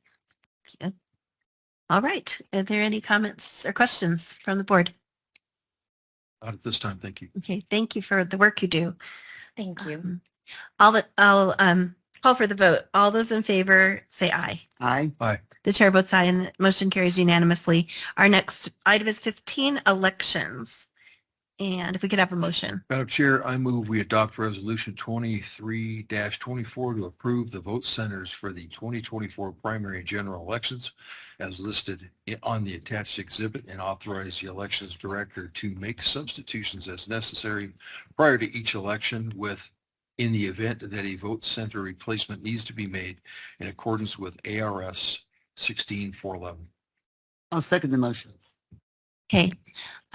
So we have a motion and a second. We have a number of people signed up in favor or opposed. Many not speaking, but I have an issue with this personally and would like to put it before the board. Whenever we redistricted and put new vote centers in 2 years ago, I was not satisfied with where they were. And particularly, we have San Simon here in particular. That's a community where a lot of people work. And when we're talking about our vote centers, well, specifically, so if one site has a long line or broken equipment, the voter can get to the next location. The people from San Simon have already driven 30 miles, to get to the vote center, and then they're going to have to go another 15, 20 to Wilcox, and I'm just not sure that that's appropriate and works for them. And it's not really just them. Sunsites had overcrowding, had way too many people there all day, and they would have either had to come to Wilcox or go to Bowie or go to Elfrida, which is, they just can't go to another vote center. In Sierra Vista, yes, but in our district, they can't. And then also showing up at the wrong place, I mean, that's not even an issue out in the rural areas. And then fewer voters would vote provisional ballots because of that. But one of the things that has been stated many times is that because people go into another community to work, then they can vote right there where they are. Now, if you live in San Simon, you probably work in San Simon, and so do people from Portal, and so do people from Bowie. They work in San Simon. San Simon has, I would say, a really robust economy. They've got two truck stops. They've got the inspection station at the border. So I'm not happy with this is really just about this. I'm not happy with not having a vote center in San Simon, but I'm also waiting to look at these surveys that were taken by our election workers after the last election to see, where did they have problems? Where did they have wait times? Where did they not? Because I don't believe that the last time worked perfectly from the kind of feedback I'm getting from the people that were actually workers. And this is mostly for my district and mostly in my local communities, but I just wanted to present that before the board, and I'm just not ready to make that decision today. So I'm going to, if you have any other comments real quick before I decide. I have a comment. If they did a survey after the last election, not the one that was the write-in only, why have you not looked at that before this meeting? Well, I only knew about this decision on Friday, and I did begin, we didn't have a work session or anything on this, and I wasn't aware of the calendar timeline for this decision to be made. And I didn't know they did a survey. So when I started investigating and asked Mr. Bartlesmeyer, why aren't we discussing this? He said, well, we did a survey. So I've asked to see the survey, and he has promised to let me see that results of that survey. When you're looking at establishing a new voting center, what numbers of people are you talking about that? I don't know. I know there's one in St. David and in Mescal, and the two of them are very close to Benson, and the population there is similar to the San Simon area. And I just, and actually even Sunsites. It's voting. How many voting people are you looking at in order to establish a vote center? These are aging communities just like everywhere in the county, and I don't know what I'm looking at yet. I wasn't able to get that information yet. Had I received that even early this morning, I would have gone through it and been prepared. So that is my issue with this. I believe I'd probably like to hear from Mr. Bartlesmeyer, but I don't know that it's necessary. I think I'd like to table so I have a chance to look for myself. Well, we have a motion on the floor on this resolution, do we not? We did. And so I think it's fair, and people have shown up and asked to speak on this issue. And I think it caused a lot of controversy, at least in my mind, of, well, if you hold it next time and then the next time. Right. These people I agree. Came, they put their information in, they wanted to speak. Let's let them speak. Let's get that If you don't far. want to make a decision, Okay. let's let the people have their say that came to have a say on it. I totally agree. And that's why first I held these up to say, oh, you're here again. All right. So I have a stack in favor and opposed. And they're usually mixed up, but they are like that. So if Mr. Bartlesmeyer can speak to this, maybe help us understand, what we actually are voting on a little bit better, of the public to hear from you.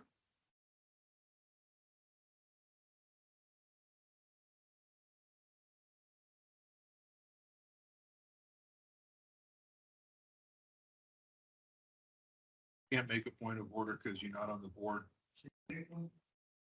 Oh, this is fine. Everybody will get a chance.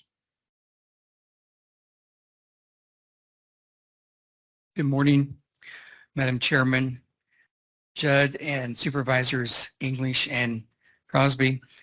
It is my duty today to present to you a list of the 17 proposed Cochise County voting locations for approval. I, along with my new elections manager and myself being new and our whole staff being new, we visited all proposed polling locations between August 16th and September 6th of this year and performed the ADA inspections as required by the Department of Justice. We found all sites compliant or easily modified in order to produce compliance. In addition, the Elections Department provided the authorized representative of each site a facility use agreement and a letter requesting that the agreement be returned by September 10th, and we, to this date, have 15 out of the 17 agreements. Our department scheduled the inspections, contracted the facilities, and submitted an agenda for the meeting to make it possible for the Board of Supervisors to formally establish polling places, ARS 16-411. The proposed polling locations are the same locations approved in 2021. We do not anticipate any problems with these sites, and we request that the board approve the 17 vote centers for the 2024 election cycle.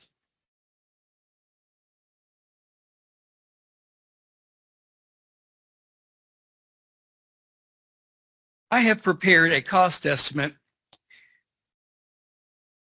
if we would increase from vote centers to precinct polling places, which there would be 55 opposed to 17. I did not take inflation into consideration and anticipate that there will also be multiple unforeseen expenses. It is likely that the final cost of moving from 17 vote centers to 55 precinct polling locations will be significantly higher than the current estimate indicates. And the funds are not available in the fiscal year 24 budget to cover these estimated costs. Poll workers, we would need 1/3 more poll workers to cover 55 voting locations. The cost to employ 223 poll workers for the 2022 general election alone was $28,000. The additional poll workers pay expenses for the 24 election would be over $9,000. This figure is just one of the 3 elections and does not include the cost of training the poll workers. Additional locations, we are fortunate that many of our current polling locations do not assess a fee for the use of their facility. I have no way of estimating the potential cost of an additional 38 facilities. In general, the cost of renting out any space has increased dramatically over the past few years. Moreover, we may be forced to rent spaces and give up current free spaces when mapping out geographically appropriate precinct locations. Cochise County currently has nearly 77,000 registered voters. And in ARS 16-411, it states that voters must be notified at least 33 days before an election of any change to a polling location. My cost estimate for this notification currently stands at $25,000. Additional voting equipment. In order to serve voters at 38 more locations, the county would need to purchase 12 additional express vote matching costing $50,000. 75 additional poll books costing $10,000, and 38 additional ballot tabulators are costing $110,000. The cost of transporting the additional equipment would be $5,000 per election. The cost of additional MiFi equipment to transmit voter registration status would be $1,500 per election. additional equipment and supplies, and the very best, we would need to purchase 38 more early ballot boxes at a cost of $7,000. Since provisional ballots numbers are much higher at precinct voting locations than voting centers, we would need to purchase approximately 1/3 more ballots. Ballots cost would be would vary with each election. I'm unable to estimate the cost of supplies such as cleaning products, administrative products, first aid kits for the additional locations at this time. Additional warehouse staff, equipment delivery staff, and courier troubleshooter staff costs would vary by election. The cost of maintaining the additional poll books would be $8,000. The rough estimate would, with unforeseen expenses and not calculating for inflation, is over $144,000. And Cochise County has invested approximately $1 million in election equipment.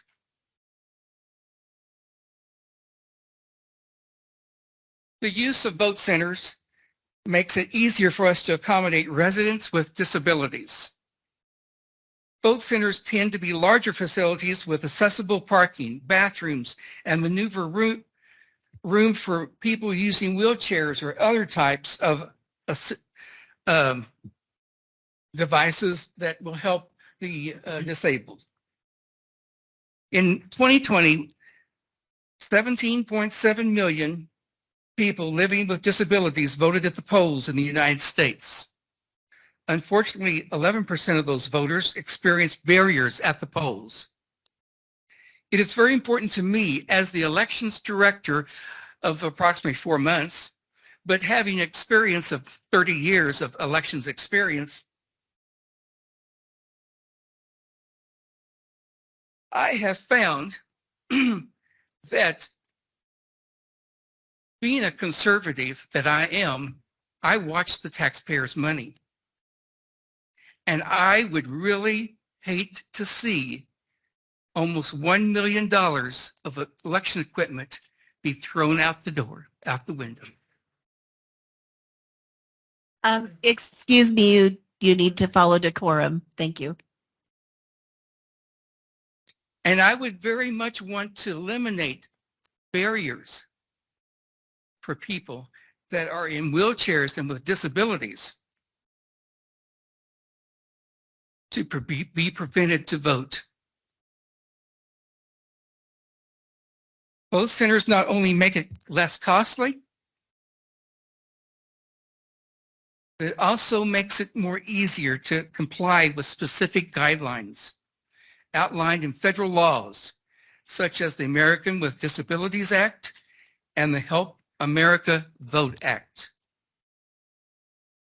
The final significant reasons to continue with vote centers rather than to return to precinct polling precincts are as follows. The county administration before us, did not receive any complaints about the vote center model between 2016 and 2022. From the inception in Colorado's Larimer County, Scott Doyle, a friend of mine, a fellow Republican, established vote centers in 2003.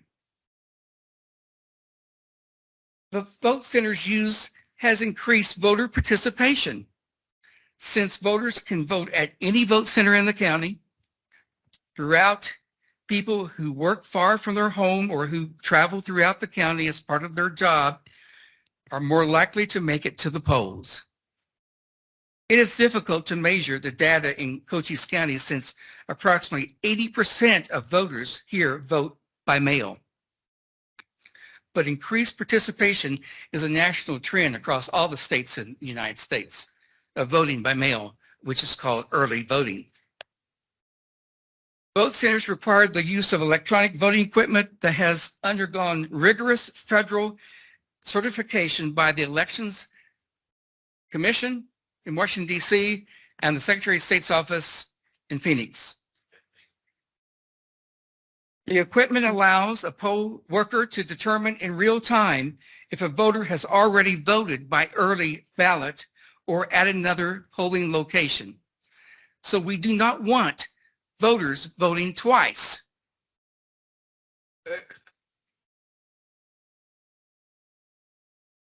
Changes to election procedures in any election year may invite notice from the Department of Justice and lawsuits.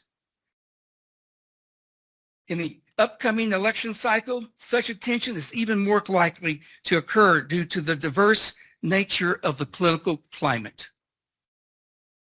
In addition, dramatic changes to voting procedures now may unintentionally result in voter disenfranchise, which will result in considerable negative media attention and expensive legal action.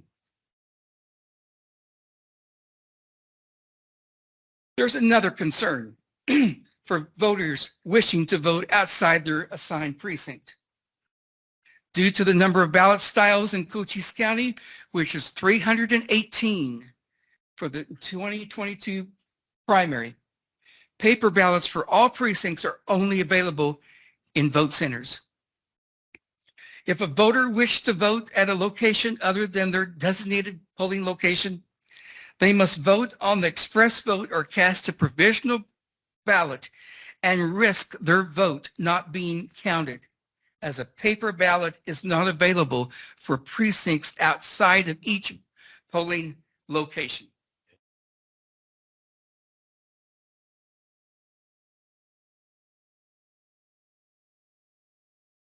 The new election staff, myself, Don, and Amy, we look forward to conducting efficient and secure election events to serve our county residents in 2024.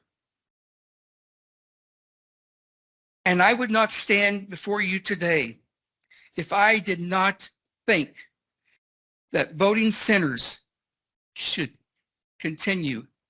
not continue in Cochise County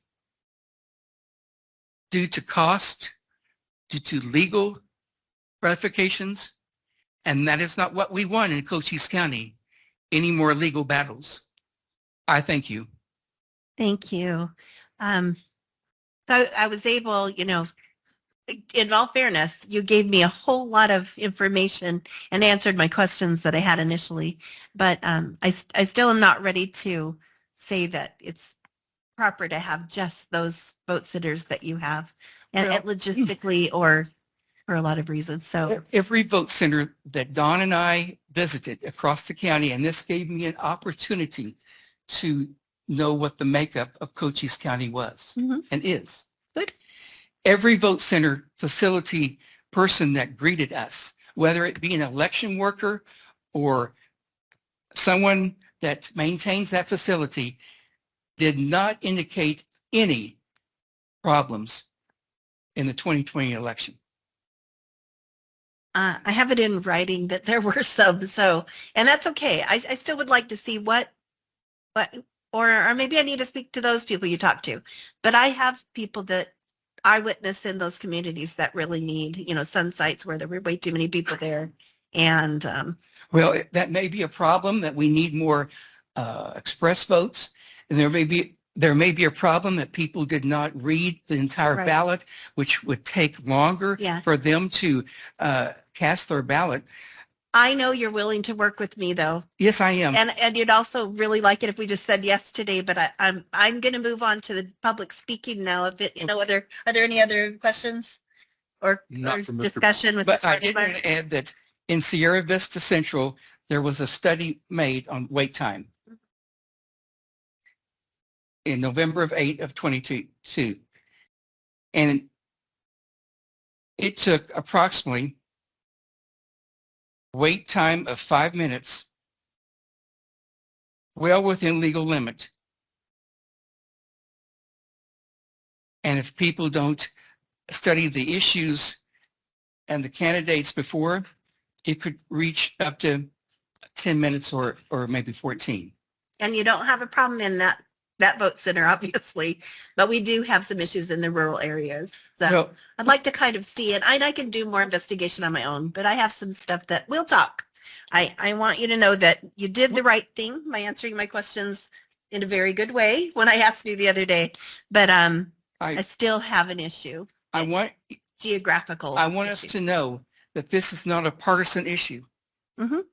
This is a bipartisan issue in allowing people more conveniently to vote.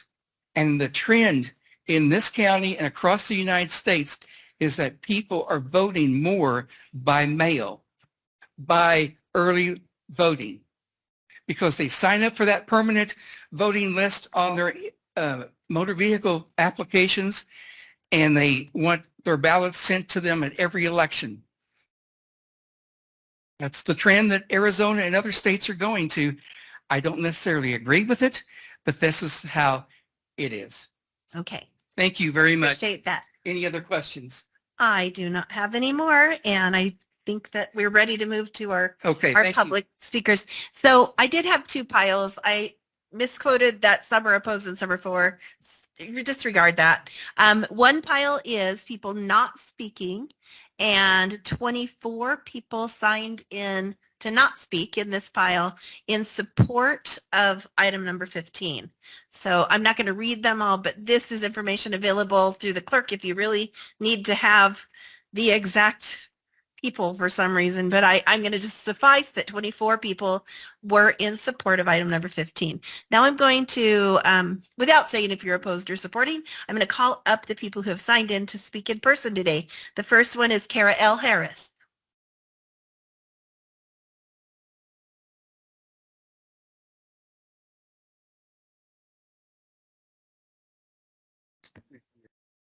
Good morning again. I am Kara Harris. I live in Whetstone.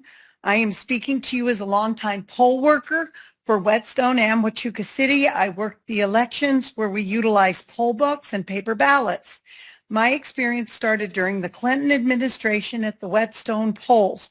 Voting was a civic duty most people took to heart. I do not believe voter fraud was happening much back then, as mail-in ballots were only for our wonderful service members stationed out of the area, unable to be at the polls to vote. And I want to address, and this is not in my little talk, the whole issue of disabled voters. In Whetstone, we would go out to their car, take them the necessary materials to vote. We service disabled voters, and we had a lot of them in Whetstone. It was a good time when neighbors reconnected and strangers became friends, if they were neighbors. It was a good time, and we accommodated handicapped voters by taking the necessary items to their vehicle if they were impaired and could not get into the building. We had a camaraderie in our community. Then came the shiny new machines with internet access, and all of a sudden you could go anywhere in our county to vote at voting centers. Ballots in the mail were also encouraged, as many ballots were mailed to addresses where people no longer resided. We see mail-in ballots going to RV parks where numbers of people are registered at the same lot number.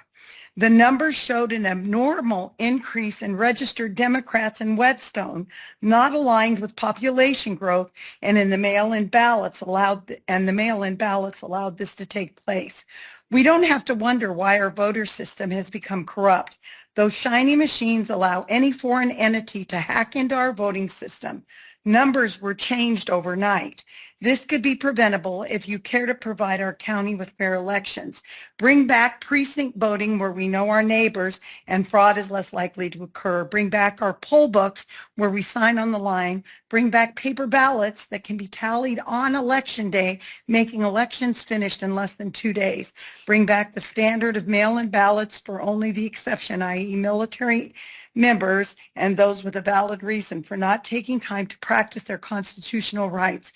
Interestingly enough, the whole voting center idea came from Mrs. Mara, and now she works for Adrian Fontes, who used to be a cartel lawyer. So if I could interrupt for a minute. There are a lot of speakers signed in, and we need a personal break. Board members have requested this, so if we could please have 5 minutes to, and you may also have 5 minutes to have a break. Thank you so much.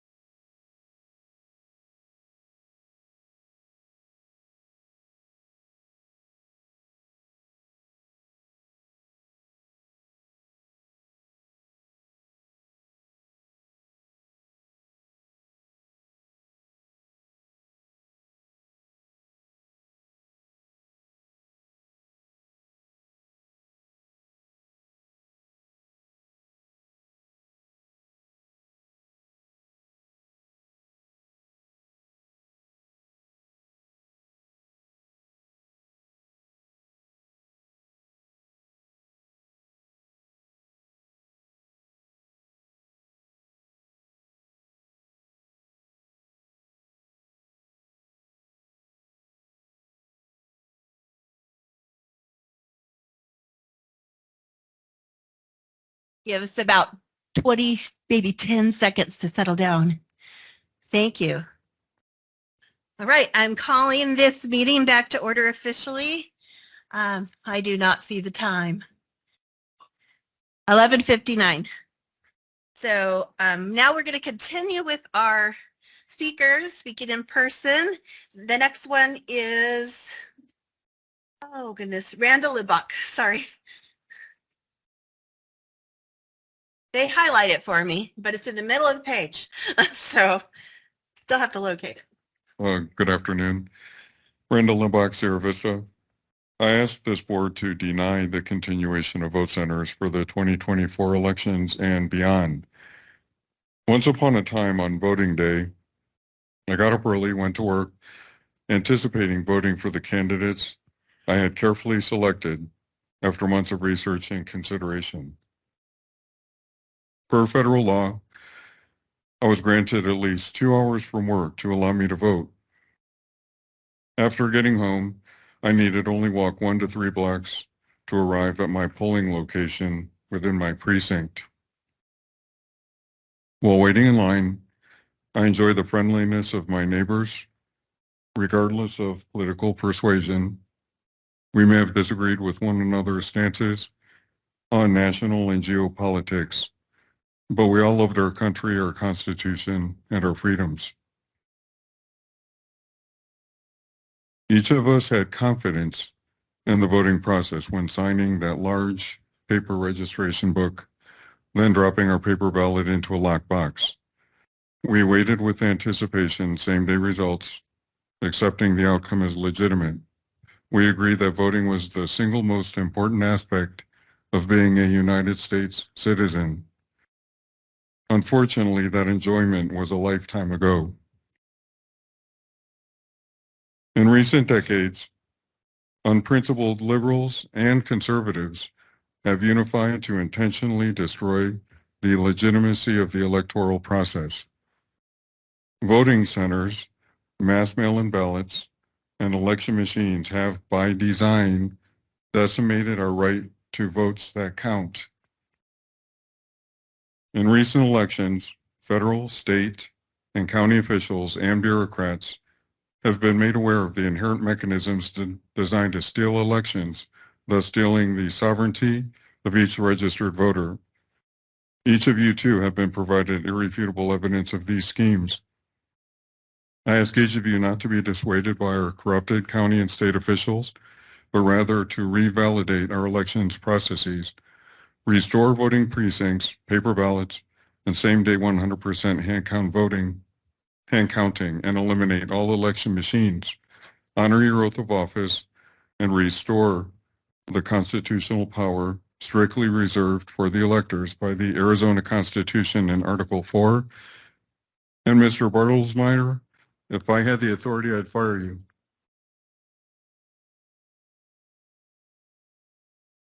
Please, decorum. Miss Elizabeth Kunzer is next.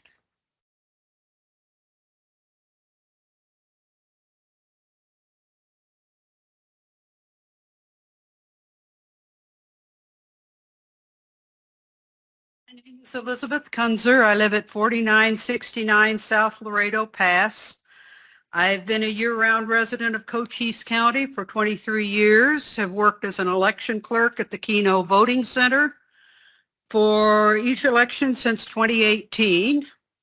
I'm sorry, I feel we are trying to give you a fair, free election, even with voting machines, despite what some people claim. As far as I know, neither the tablets nor the machines which simply print out your ballot, they don't tell you how to vote, nor the tabulating machines are attached to the internet.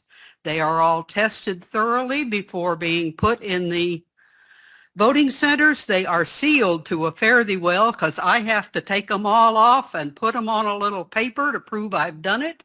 Every time we have a voting center set up, we can't set them up until the morning of the election, which means we start at about 4 a.m. in the morning so that the voting centers can open at 6. So, as of the last election, Cochise County had a system in place that was working so well it was being used as a template for other counties in Arizona and other states around the nation. That's how safe people thought our voting system was. I remember the precinct system. I was here for part of it. Yes, it was, and you can still stand in line and talk to your neighbor, and if you're fair-minded, it doesn't matter what they're going to vote. You can trade stories and what have you. We have now a mandated, if the line gets beyond a certain length, we have to try to make other arrangements, but in the precinct system, you had to vote in your precinct. And at least in my precinct out on the far end of Yaqui somewhere, they kept switching where our precinct was from voting to voting. So first you had to find out, well, no, I don't get to vote at the church this time. I have to go over to this church. If you made a mistake after waiting in line, you had to be told, oh, I'm sorry, we don't have your records. You have to go over to your this precinct over here. So I was retired. We could spend the day, if need be, getting a vote. A lot of people didn't have that luxury. Once you had access to the voting booth in the precinct, you filled in the circles on your paper ballot. If you didn't fill them in right, then the little voting tabulating machine would say nope. Or if you made a mistake, you had to go back and say, I don't want, or you change your mind. You have to go back and say, no, I need a new ballot. Please give me one and go through that. Am I out of time? Yes, but thank you. All right, my Just thing, 3 minutes. as you might gather, please keep the voting centers. All right. So the next one is Aaron Butler.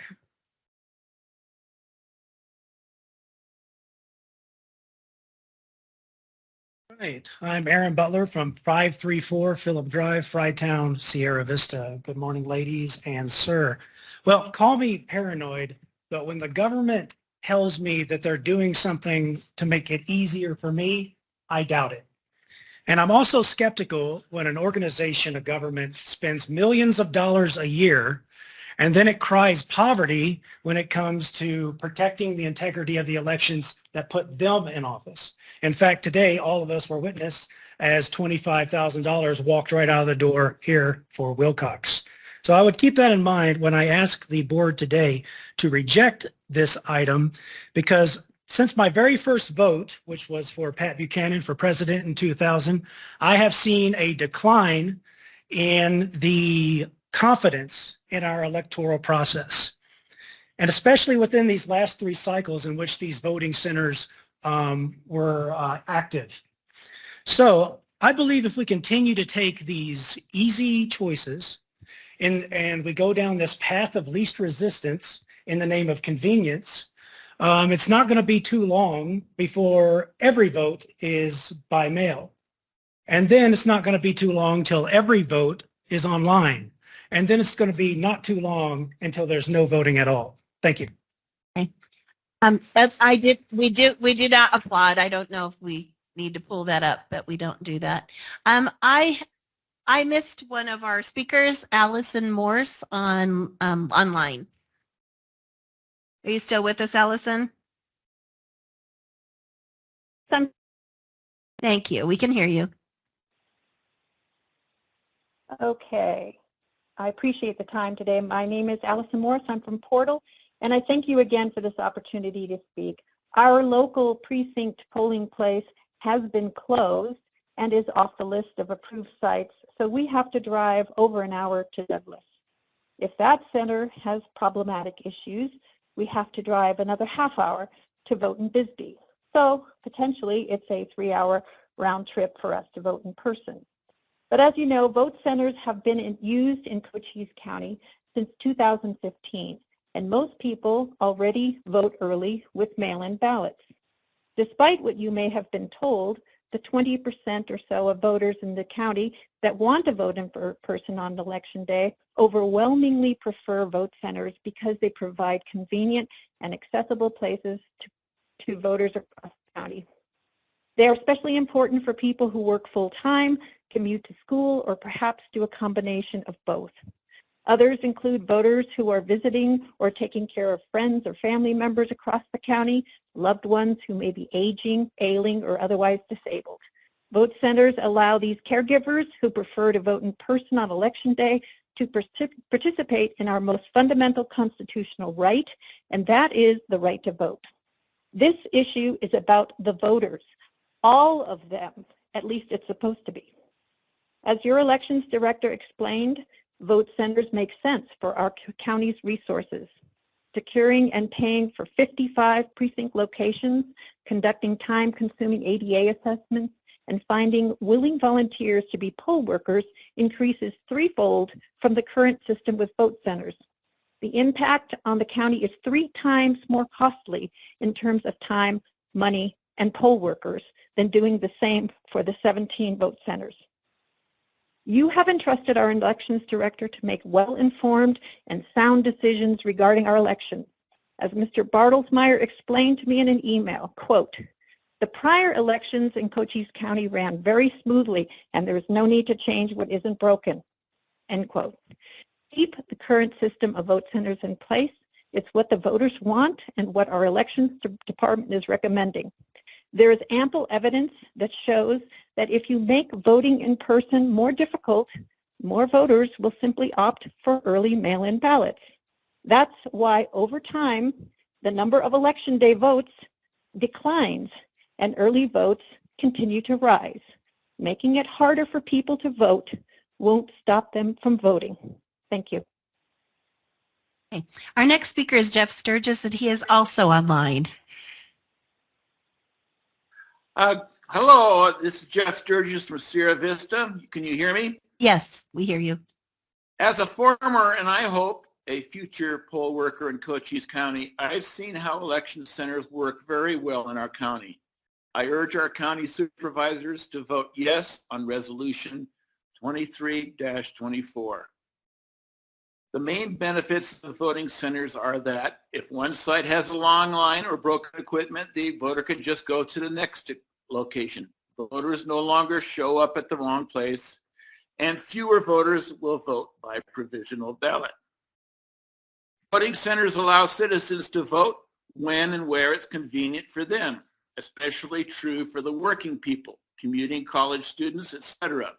One does not need to rush home after work to vote in one's precinct if a voting center is near one's workplace or on one's way home. Voting centers are also a lot more economical for the county than precinct voting locations. As Mr. Bartlesmeyer just said, that is going to cost the county over $140,000 to do precinct voting. Why would any supervisor vote against voting centers? Could it be that some Republicans want to make it harder, not easier, to vote, or put doubt in voters' minds about the integrity of the voting process, or to just inject more chaos into the voting process, as some of us know one or more others have attempted to do in recent years? Also, haven't we had enough of some of our supervisors costing taxpayers more money with their attempts to interfere with the voting process in Cochise County?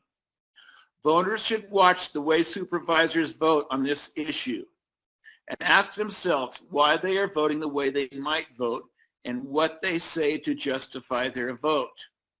I urge our county supervisors to vote yes on Resolution 23-24. Thank you. Thank you. Our next speaker is Aaron Butler.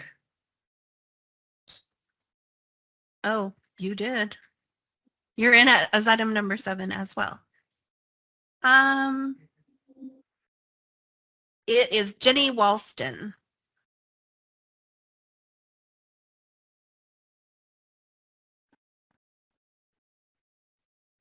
Hello. Thank you for allowing me to be here today. When I was a kid, there were people I didn't like playing games with, games like Monopoly, because just like a magician with a sleight of the hand, they would win by making up and changing the rules. As kids, we all knew who the cheaters were. Resolutions change the rules. I oppose action item 15, and I ask that you restore our election process to one-day in-person voting with mail-in voting reserved for military unable to vote in person and handicapped persons that cannot as well. Restore our elections to paper ballots collected at precinct polling places and a 100% hand count to confirm the tabulator and other machines used counted all votes accurately. As you know, nothing is perfect, not even machines. Don't leave we the people open to cheating and thus the theft of our vote. Our constitutional right, your right. Do not approve action item 15. Help restore election integrity for yourself, me, everyone in this room, and for all of those that can't be here but feel just as cheated as I. Thank you. Thank you. Elizabeth Kunzer. Madam Chair, that's a duplicate as well. Okay, so for some reason we're, no. Sorry about that. Daniel LaChance. He hasn't spoken on this item, have you? Okay. Now, 3.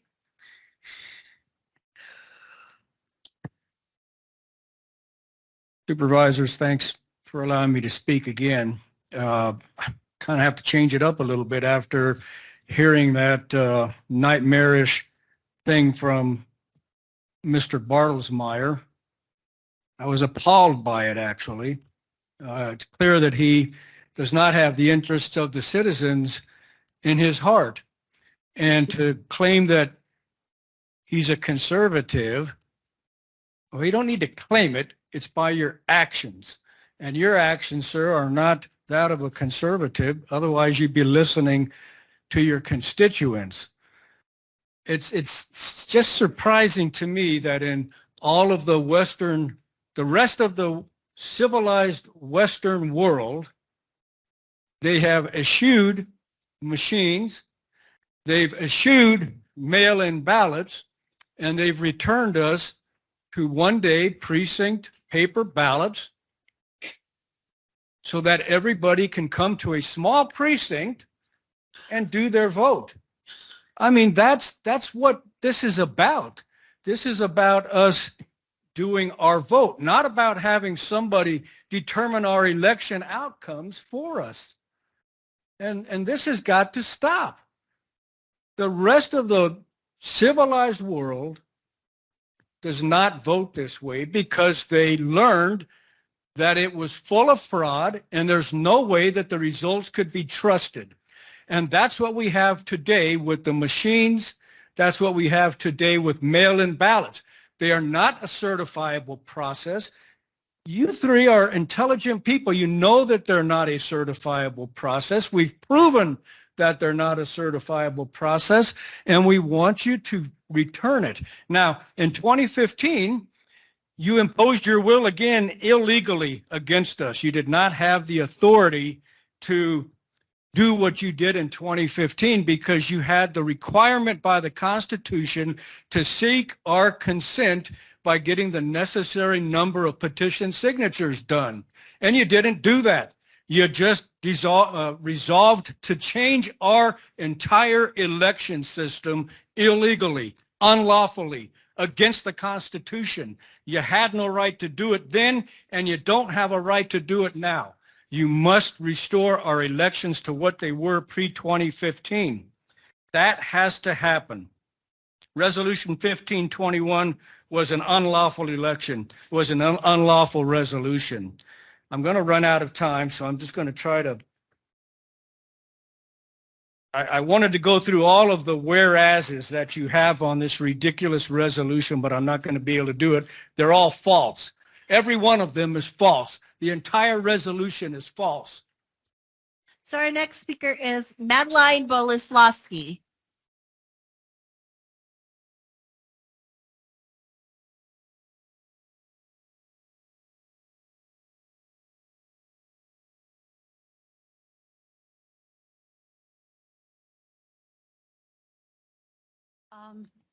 I'm from Sierra Vista, 2822 Glengarry Drive.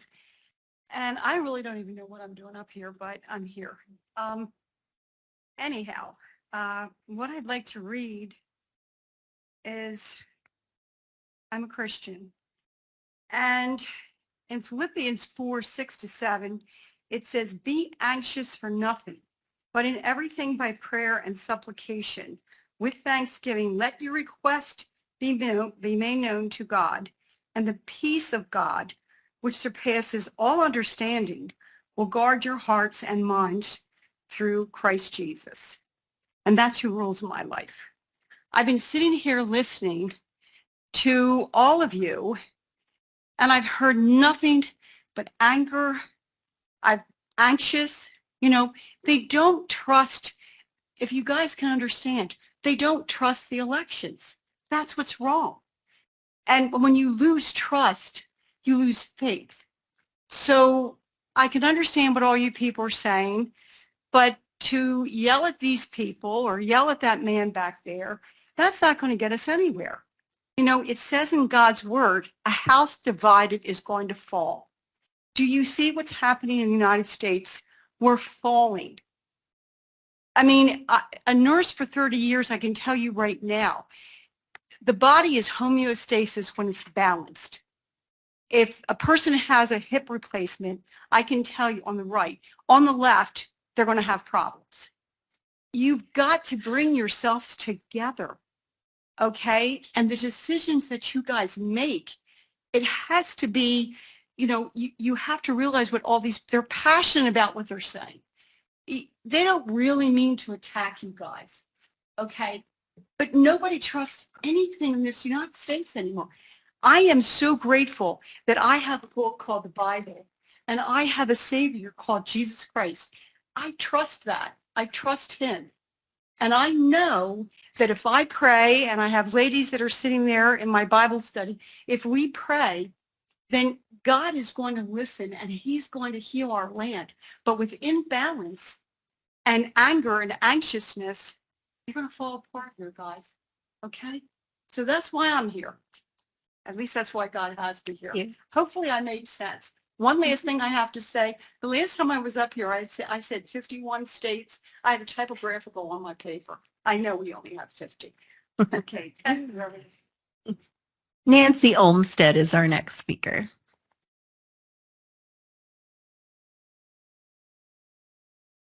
She's on Teams. She's on Teams. Nancy Olmsted.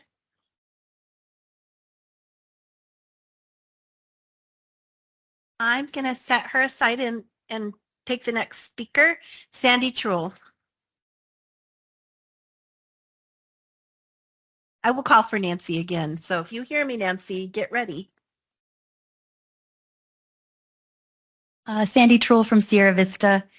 Going off the last speaker, I'm trying to stay in the love vibration, but it's just hard because we're getting angrier and angrier. Trying to calm it down. We're trying to ask nicely.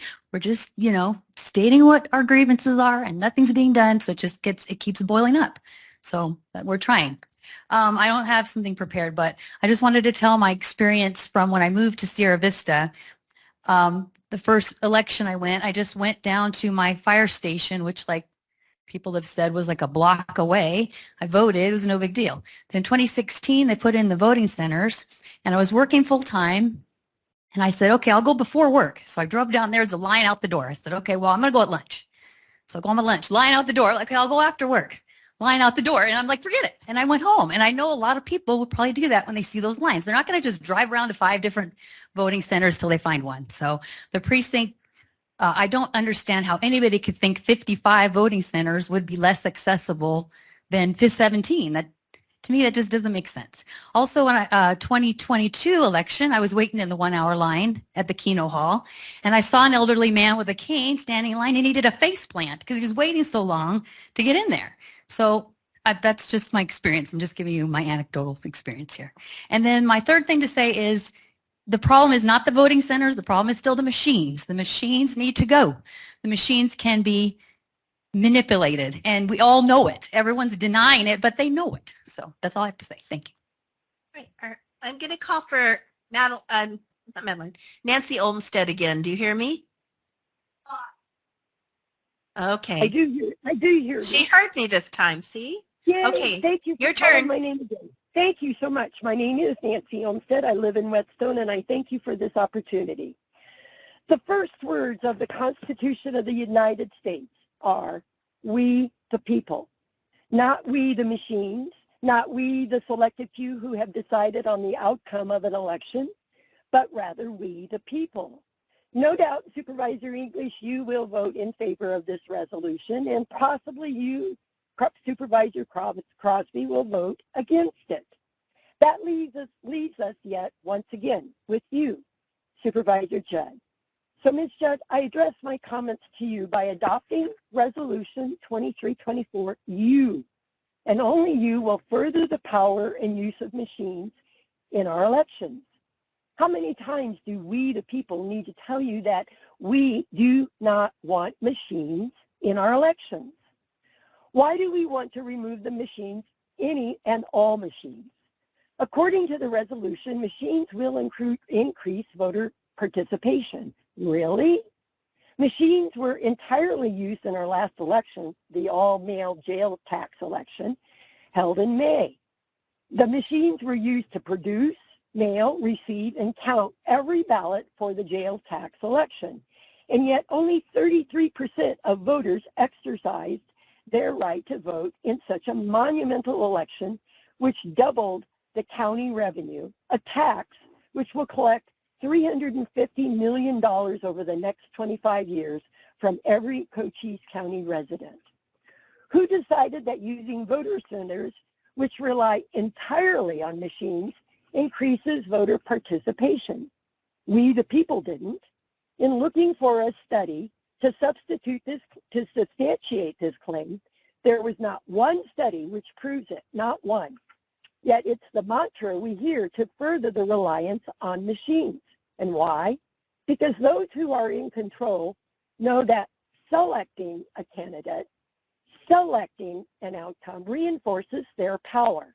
However, since the idea that vote centers increases voter participation is unsubstantiated claim, simply a ploy to further the use of machines, which distances us from the concept of we the people. Return us to precinct polling places where we can once again meet our neighbors and be a community, where we can go back to the process of voting, which we the people can again have confidence in the outcome. Vote no on vote centers, Supervisor Judd. Make the right choice. Vote no. Thank you. Thank you. Johnny Lee Wilson, Sr.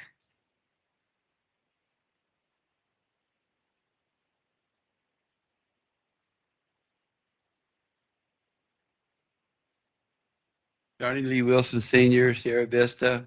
Thank you, Ann, for letting hear our voices. I appreciate that. I talked earlier about my first experience of patriotism with my mom and my grandmother, watching the skies to make sure we were safe. And that's basically what we're doing now, our group. And I'd like to read a quote, and I think this fits us. It was on July 12, 1952. It was President Harry S. Truman.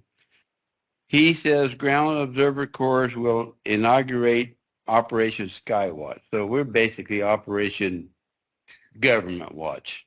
And he said, quote, our greatest hopes for peace lie in being so strong and so well prepared that our enemies will not dare attack us.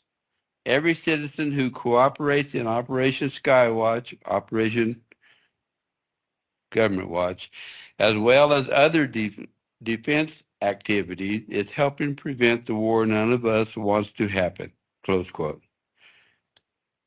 We're having a war within our own government. Look what they're doing to us. And to answer a couple things, the reason we didn't allow or didn't speak up when they put in these voting centers and things and by mail is because we were asleep at the wheel. Now we're awake. You woke up a sleeping giant.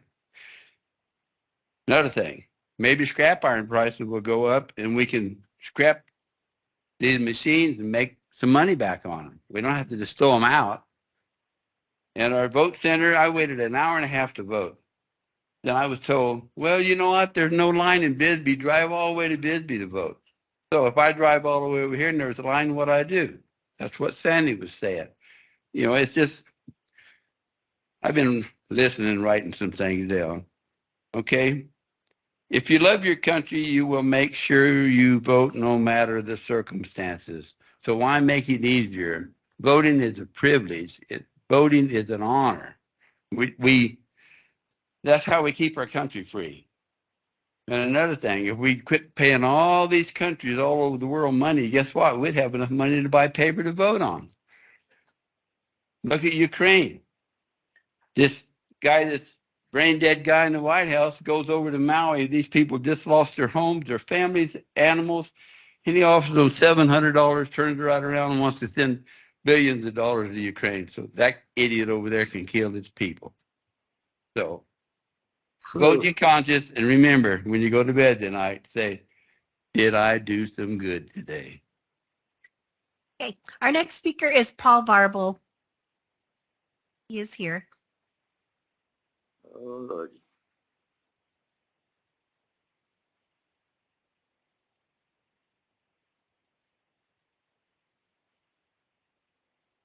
Hello, once again. I'm Paul Varble. Paul Varble. Sierra Vista, Sierra Vista. That makes up for the first time. Perfect. Okay. We say no to the establishment of vote centers. We, the people, demand you to restore our voting precincts now, not later. We want election integrity because election interference is a felony crime. You do know that, right? We want proof of citizenship and photo ID. And at one time, it was required to be able to vote in America, especially here in Cochise County. We want one day, one vote. Voter ID required. Hand count paper ballots. Smaller precinct polling stations. No mail-in or absentee ballots except for the overseas military or the disabled. No machines. No machines. They can all be hacked. They're all digital. Even if they're plugged into the wall, like some woman said, they're all hackable. No machines, winners to be announced the same day. And mail-in voting has been ruled unconstitutional in Pennsylvania. Well, that means it's unconstitutional all across the United States. We, the people, did not approve of the use of all mail-in elections or machines for any election in Cochise County or the USA because they are totally uncertifiable because of no chain of custody or identity, and we will never approve. We demand you nullify your illegal actions and revise it all and put it on the November ballot because mail-in voting is unconstitutional, plain and simple. You do understand plain and simple, right? I hope so.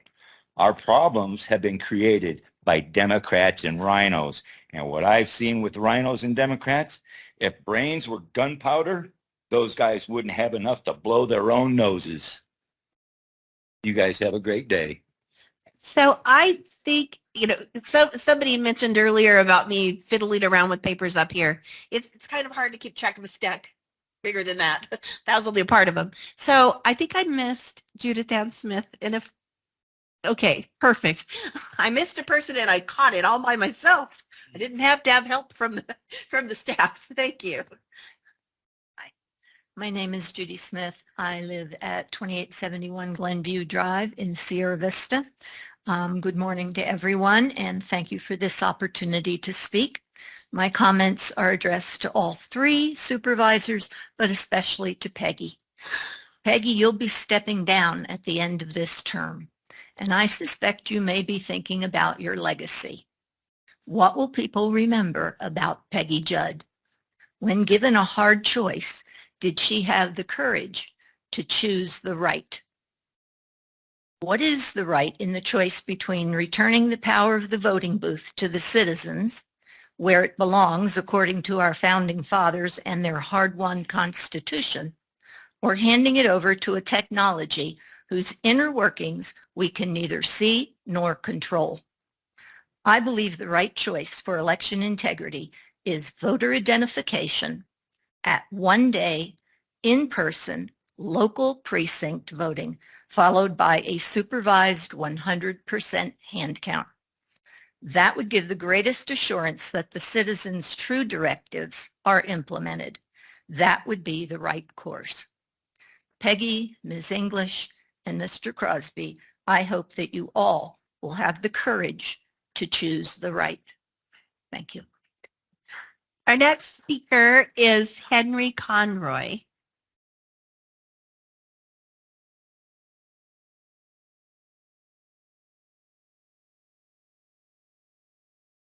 My name is Henry Conroy, and I live at 2330 Christina Avenue in Sierra Vista. I reiterate everything that's been said so far. The first thing, of course, is that we really feel that the first decision made to go with the voting centers was incorrect and not done in accordance with the Constitution of Arizona, Article 4, Part 1, Section 1, and subparagraph 8, which basically says you should have come to the people and gotten approval to move in that direction. So we really would ask that the supervisors consider returning to the previous way of handling our voting process. The voting process really is our most fundamental right within the Constitution. Unfortunately, I think a lot of people have become dissatisfied with the process, and so we are now seeing 20 and 30% of registered voters. That doesn't even count the people that are not registered. They're being disenfranchised, and they're feeling that their vote doesn't count, so they just don't vote. That's a problem. Of course, Stalin did remind us it doesn't matter who votes, it matters who counts the votes. And so we really need to go back to a process that is controllable. So we as the citizens of Cochise County ask you as the supervisors to consider the following. We're opposed to a general mail-in ballot sent to all voters. We're opposed to voting machines that can be programmed, and I have programmed before, to produce whatever result you want it to produce. And we support identification cards for all registered voters. We ask that our election process be returned to the pre-2015 style to restore the local precinct voting with paper registers and ballots and verifiable certified elections. And then we recommend that the County Board of Supervisors only approve the use of paper registers and ballots for all voters, with the exception of those that are bedridden or handicapped or are traveling outside of the country or are military, or county registered military voters. So thank you very much for your time, and we ask that you, again, listen to the people that have elected you. We really want to get back to doing voter integrity. Thank you. Thank you. Jean Graffita, if you're going to say your name when you come up here. Graffita. Good afternoon. My name is Jean Jafrida, and I am a resident of Hereford, Arizona. I'm opposed to item 15, the approval of the voting centers. The past election in November 2022, I was running for the Palamese School Board, and I went to the voting center on Mosen Road to lawfully campaign and hand out flyers. I started at 8 o'clock in the morning and left that site at about noon. I noticed at around 9:30, the line was growing in that parking lot up to the street. And at that point, it had to be at least an hour and a half wait. By the time I left, people were having to stand on Mosen Road. And at that time, I thought it had to be at least 2 hours for those people to filter through to be able to vote. I heard someone suggest to the people that didn't want to wait there to go to Bisbee to vote. So to drive another half an hour to possibly wait another 1 or 2 hours is truly not acceptable. I had a similar experience at the Fry Training Center station on Kings Ranch Road. That's where I personally waited online for over an hour. Now, this is my polling center in the past, and while I do remember lines in the past, it never took me more than 30 minutes to get in and out of that facility. The polling centers should have been better prepared as well. This past year, if my memory serves me correctly, there was only 4 booths at that site. I remember in years past there were 8. So again, the convenience was not there. The process was slow. The overcrowding in that facility was really ridiculous. And so the convenience factor that you talk about in your resolution is not there. There is nothing convenient about waiting for 1 to 2 hours to vote. Please go back to precinct polling places. Paper ballots, no machine, one-day voting, make it a holiday so everybody can vote whenever they so choose to. We know how quickly the Biden administration created a holiday in 2021, don't we? No mail-in ballots except for military and infirmed. All mail-in ballot voting is wrong. You know it. Your state legislators know it. As a matter of fact, SB 1133 in 2022, sponsored by Wendy Rogers, was looking to prohibit all mail-in elections. So if you were looking for support from your legislators, there you go. It's right there. You need to remember that you work for us. The U.S. Constitution is the law of the land. The U.S. Constitution limits the government's power, not we the people's power. And you need to remember that and do better. It is, we have to curb applause in this building. Mari Blair. Marie. So they do highlight your names and sometimes it smudges them a little bit. So it forces me to be creative. Marie, please come forward. Thank you. Hello there, Marie Blair, Sierra Vista, Arizona. Okay, so back in the good old days when a dollar was a dollar, life was good in America. Could you move a little closer to the microphone? Mm-hmm. The microphone. Get your microphone closer to your mouth. There you go. Should I start over? Oh, that's fine. Start over? Continue. Okay. Back in the good old days, when a dollar was a dollar, life was good in America. Of course, we didn't have cell phones, microwaves, automatic ice dispensers in our freezers, nor computers, and many other things that make life easier today. On election day, we went to the polls. We voted on paper ballots. We didn't have computers that could be changed. There was no question on the hand paper ballots that were verifiable and could be counted over and over if questionable. I do recall hearing that France went back to paper ballots. Their last election, everybody knew who was voted by 10:30 p.m. I remember when I was a kid, my mom and dad and the brothers and I sat in front of the television. It was probably about this big about that time. And we watched the presidential elections come through around 10:30, 11 o'clock. We knew who the president was. Not more today. Therefore, I suggest that Cochise County scrap the voting machines and go back to paper ballots, and voters go to the polls. This would be a positive decision, and questions would be eliminated. This would be an example to other Arizona counties, the state, and the nation that Cochise County is first in honoring honesty and reliability. Our next speaker is Wang Quan. He is on Teams. Hear me, Juan?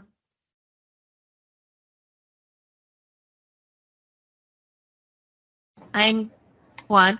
One last chance. I'm going to set you aside and take our last in-person speaker, and Hi. then we'll. Oh, there you are. I call for that last person, and he comes on. Thank you. Continue. I am last. Okay, thank you. No, there's another person. This is Juan Quan. Yes, can you hear me? Go ahead. Go ahead. This is Juan Quan from Wilcox, Arizona. I would like to address the board as well as the people that you supervise within Cochise County, which is the entire county, public servants, those who are elected and those who have been hired in under your direction. I want to register my opposition to the approval of the voting centers. I'm petitioning the board that you would vote no. I've heard many reasons why several people voted, want you to vote yes for the voting centers. Enumerated are those by Mr. Barlowsmeyer, that it would save cost. Those of us who are valuing our freedom more than anything, above cost, even 150,000, even a million, even 10 millions, freedom cannot be bought. Mr. Barlowsmeyer, I hold no animosity against you. This is not personal. I love you as my neighbor, and I love each one of the public servants as my neighbors. What you're doing is wrong morally. It is illegal. It is unconstitutional. To put in voting centers that require connection to the internet so that you can communicate and find out who voted, open our whole election to vulnerability so that Zuckerberg and those type of tech titans have a view into Cochise County. I kind of sense what their political persuasions are. They have said so. They're different than mine. They have power and leverage and wealth. We want them out of the county. External influence and foreign influence, that is what you are inviting in. When you authorize voting centers that require the internet connection to the internet so that residences can have the autonomy, the convenience to vote anywhere they want within the county, within the voting centers. It neither brings in convenience, nor does it buy election integrity. It does not give election integrity. I want the board to vote no. Please hold Mr. Barlowsmeyer to account for the promise that he would bring in election integrity. That's all to the run time it you have. clean. Thank you. Our next speaker is Tamara Birch.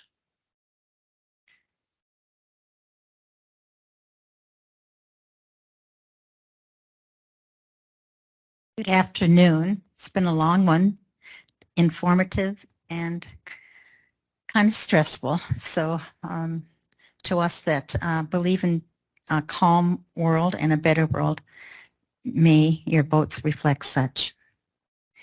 My name is Tamara Birch. I live in Bisbee, Arizona. I'm an active voter. I've worked in the 55 precincts and worked with the elections department as an observer and a poll worker. And I'm very aware of things that need to be changed and what works. I'm here to support Resolution 1521 to maintain the usage of our 17 vote centers in this Exhibit A as listed. We in Cochise County want our most important resources, the people, the voters, to be heard most importantly and efficiently in a financially responsible manner. To compare the 55 voting precinct locations to our 17 vote centers, there's no comparison. We've made positive changes in our systems for many reasons. My hope is that the staff of the elections department currently working and the volunteers and the poll workers and the observers will all be trained adequately. The age of most of the citizens working at these polls are long, long hours. They average maybe 60 years old and have done so under previous administrations. We need to follow strict procedures. Obviously, less people will be needed with 17 vote centers. Transportation by the county workers and all those involved will be more convenient and more affordable. Moving equipment, security, less money for rent, handicapped accessibility, requirements, and distribution of supplies all will improve the time needed and money to be saved. With the 17 vote centers working, voters not living in the area near their jobs, they may go to any of the 17 centers.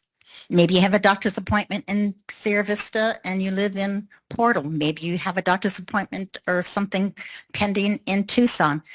You need that ability to go to any of the 17. And by the way, those 55 precinct committee voting places, if you went there and it was the wrong precinct, you couldn't go to another precinct. You had to fill out a provisional ballot. There needs to be some education of the opposing side on the whole special elections versus a lot of the procedures and statutes. Thank you. Well, thank you. That concludes our public call to the public. Okay. Can you go to the clerk and she'll look at it or get you to sign it? He spoke during the call to the public. Yeah, he did.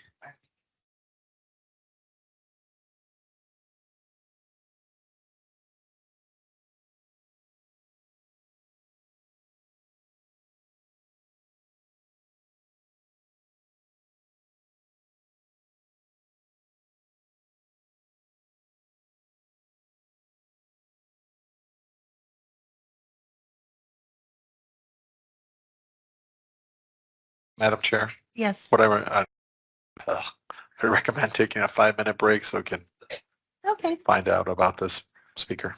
Okay, we will take another 5-minute break.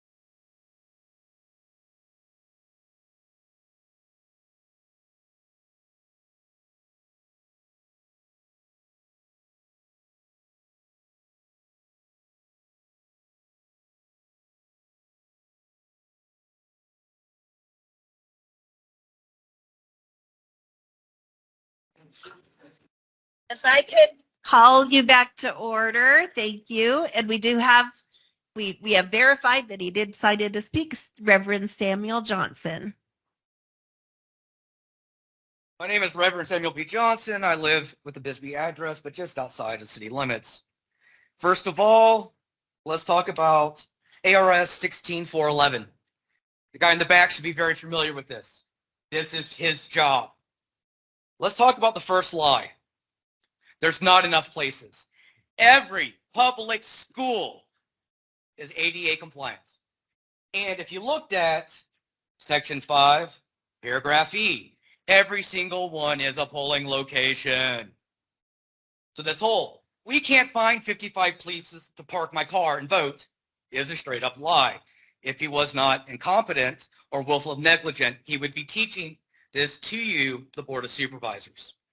Second of all, as a simple legal point of order, this resolution is illegal on the fact that in Section B, Paragraph 3, if your attorneys would like to notify you that of this 16411, there has to be specific findings. Last time I was up here and I spoke, I believe I also spoke about specifics in a matter of rezoning. Specific is a word used at the beginning of over half the sentences in this document. You can find it online at the legislature's online system. There was no specific findings. We know this because your chair has told us that she has not done specific research and findings of this. So this resolution being brought and written before the minimum requirements of the requirement makes it illegal, null, and void in violation of the Constitution of Arizona. Second of all, I need your attorneys to look up Title 38, 341, and 344. And it advise you of that legal requirement. Also, there was no legislative approval for this county to spend over $1 million on voting equipment. I'm a legislator. I know. I didn't vote for it. Second, there was no legislative approval to limit my rights by using an electronic machine, relinquishing my control over my election. I know. I'm a legislator. I did not vote for it. Now, all of these are third-party machines, all these proprietary technologies. The reason we cannot see what is in these machines or the software from a third party, which is illegal, is because it is called a trade secret. No one gave you, our executive branch, the legislative authority to remove my right to oversee my election. Okay, thank you. That concludes our call to the public. We don't accept applause, so thank you. All right. Whenever you disobey the protocols that we have set up, there is, you can remove. And if I need to repeat that, if some of you don't remember, I can certainly do that. But we do have that up before the meetings. Okay, our next item, now is up for a vote. We do have a motion and a second.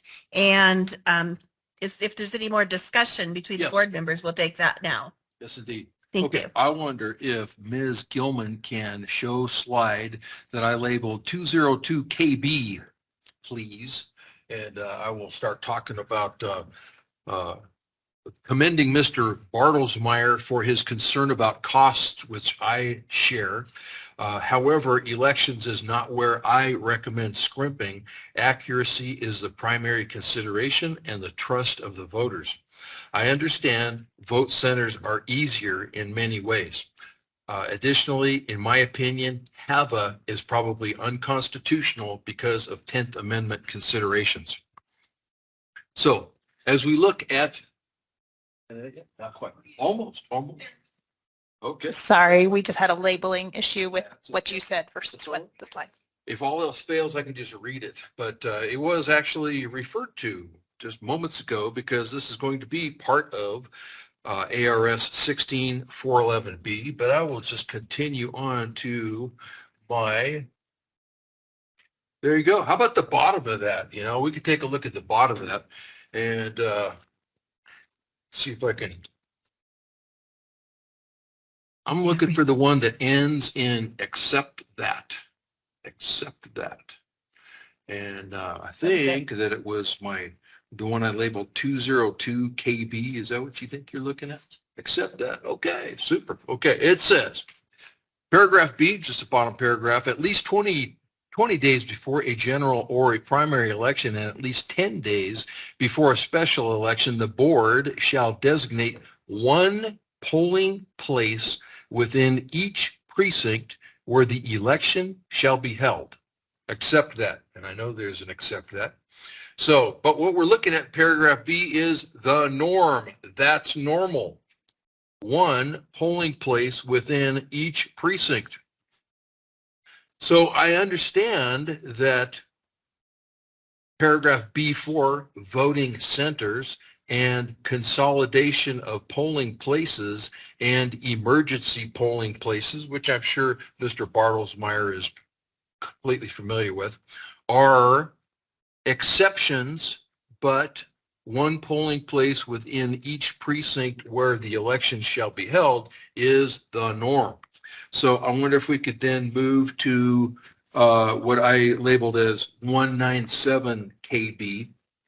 And one of our illustrious speakers today was wondering if he could have 20 minutes, but he couldn't have 20 minutes. Fortunately, I wrote the transcripts for our February 23rd, 23 meeting. So I do ask Ms. Judd to help me out a little bit. Madam Judd, this is a transcript from February 23, 2023. Madam Judd then lists other issues she believes are crucial for election integrity. This problem, Madam Judd says, can be alleviated or dealt with entirely by precinct or regional election voting centers as a replacement to county-wide election centers. So, Madam Judd, I'd be glad to read that again. Could you elaborate on what your viewpoint is? Well, you said it. I totally agree with that. That's something I've been trying to work on with the administration. So we're there. So this is what's it? But logistically, we're working on it right now. Right. Right. About today's vote, it's not an issue. Don't worry. Okay. You just read all you want of what I said. Sure will. This problem I changed my mind. can be alleviated or dealt with entirely by precinct or regional election voting centers as a replacement to county-wide election centers. Not real clear on I what agree. that is. Okay, that's fine. I also said Crosby raises the point that Madam Judd's discussion gives the impression that the law requires the county to use tabulating machines for elections and implicitly asks whether this impression is also knowledge or only speculation.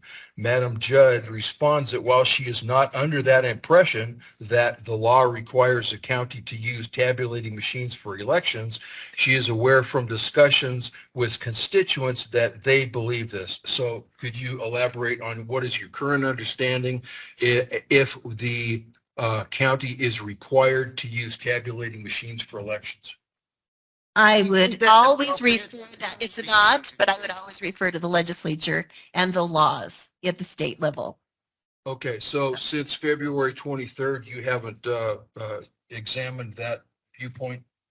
I've attempted to examine that with my current legislators, but it's hard to get them to talk about it. So, and really, I don't think this is supposed to be about me. So if we had an attorney in the room, do we? I would like to call, is this appropriate?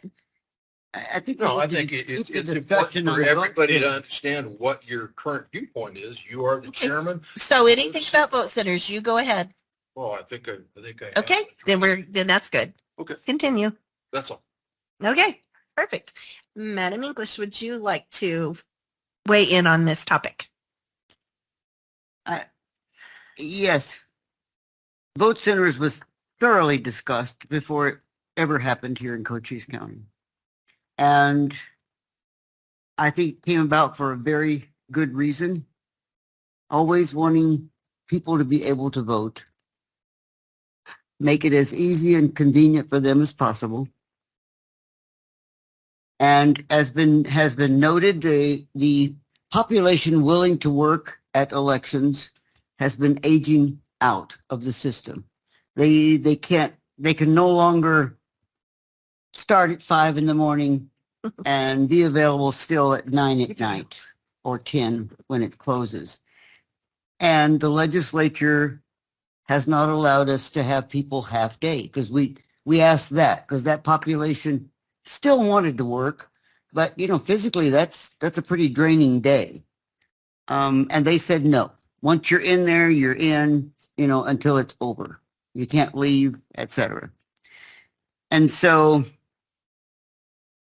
even putting together the number of people for vote centers, which was considerably less than all of the precincts, was still a hassle. It was still a problem to get people to sign up and show up, because not signing up is the first step, but showing up then is the next thing. And so if they don't show up, then we had to call on county employees to go out and fill those slots. And so it wasn't something that was thought up in the dead of night. It wasn't something that was done to save money. If something saves money in the long run, that's good. But I don't think that's the overriding reason for us to do anything, is saving money. And so I don't want that to be on the record as that the county went to vote centers because it was to save money. That was not the overriding factor. If we save some, okay. If we don't, okay. So yes, I'm in favor. I guess I'm a little puzzled that at this time, when we're looking at the next election in 24, that there's some confusion, as you thought there weren't enough vote centers, but it hadn't been discussed after the last election. And so the presumption for me was, and I haven't heard any differently, so I can only speak of what I have heard, is that sometimes the lines were long in each one of them and sometimes they were not. And that's because you can't tell people when to show up to vote. So if they all decide to come at a particular time, then that's when you address it. If we needed more machines at some of these places, that was never brought to our attention, because after the election, the election department would have come to us and said, I think we could stop that longer line if we had another machine at this place, or et cetera. None of that was brought to our attention. And so coming into this today and looking at the vote centers that we had in the past, I had heard no problems. And so I'd like to separate that out from the vote center issue and whether or not you want to place one more someplace. So it's clumped them together today, and we have the idea of people complaining about vote centers in general. And I think I've heard Ms. Judd say, well, I'd like to have more vote centers in my district. And so this one today only establishes the vote centers that are mentioned here, but it does give the latitude. If you look at it, it says, as substitutions as necessary prior to each election. We've only used that in the past if there was a broken water line, or if one of the churches said, no, our members decided we didn't want you here anymore, so you have to go to another location. So there have always been exceptions, sometimes at the last minute. But I think the number is pretty established as the number in this one. So if you want to have reasons for more, could that not be brought up at another time? Or are you just wanting to vote down? This is 17, and I wholly disagree with 17 as being. Well, that's what I'm saying, is if that's the only issue, is that not something that could be addressed? I think it's integral. I don't know. Is that something we could address? If I voted yes today, could we add more vote centers? I don't feel comfortable about that. So I believe, Mr. Correa, are you online? Yeah, I'm online.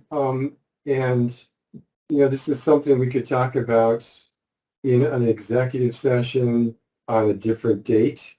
But I can just read, this portion of the statute and see if that, makes it clear enough about the options that we have, and we do have options. So the portion of ARS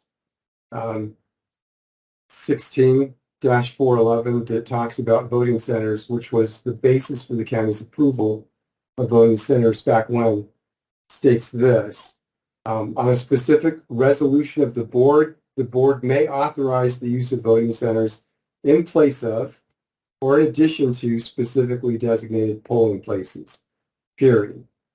We went with all voting centers. Continuing, a voting center shall allow any voter in that county to receive the appropriate ballot for that voter on election day after presenting identification as prescribed in section 16579 and to lawfully cast the ballot. Now here's, I think, what's relevant to Supervisor or Chairperson Judd's question. Voting centers may be established in coordination and consultation with the county recorder, at other county offices, or at other locations in the county deemed appropriate, period. That's what the statute says.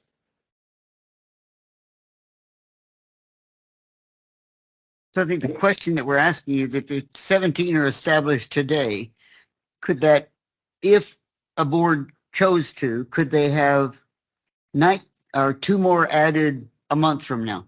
There's no reason in the statute why you couldn't do that. That's what I The thought. statute specifically says you can designate other locations as deemed appropriate.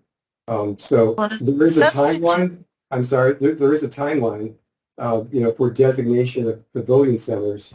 We're not, running into any kind of peril as far as the time goes right now. So, you have options as the board. You could approve the 17 now and come back and supplement that, or you could table the motion and come back and do something different at a later meeting. That was Okay. when I brought up the question, because it seemed like we were putting these things together. And If we were to table the motion, though, would we have time? Would we have time to have a work session in between and consult with you legally? Absolutely. Yes, you've got time to do that. Yeah. But why would you? Why would we even table it? Had the ability to add more later. Because I don't know that for sure. I mean, is it a for sure thing?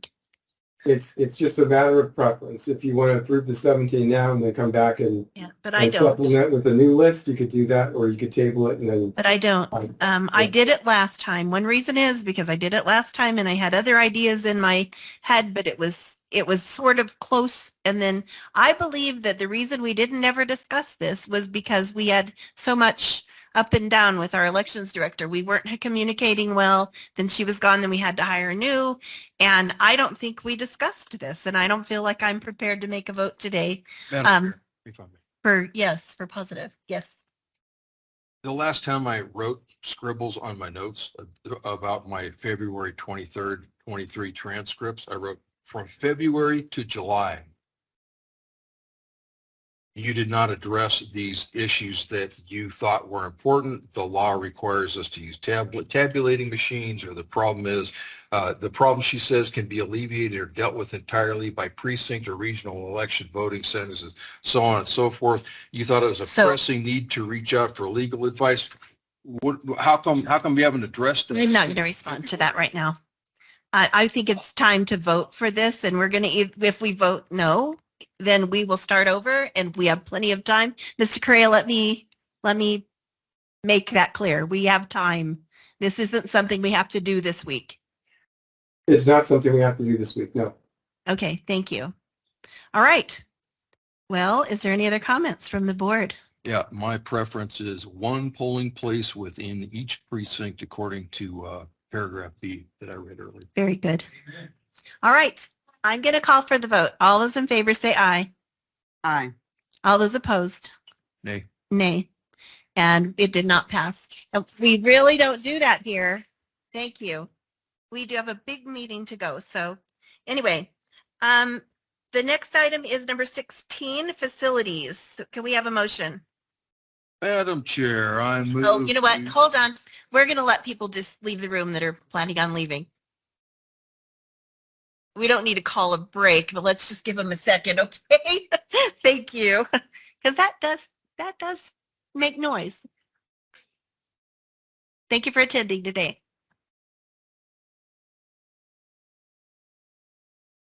And thank you for waiting a minute.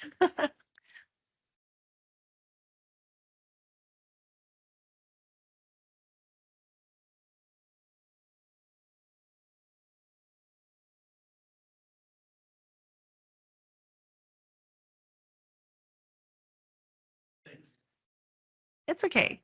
We're where we are. Okay.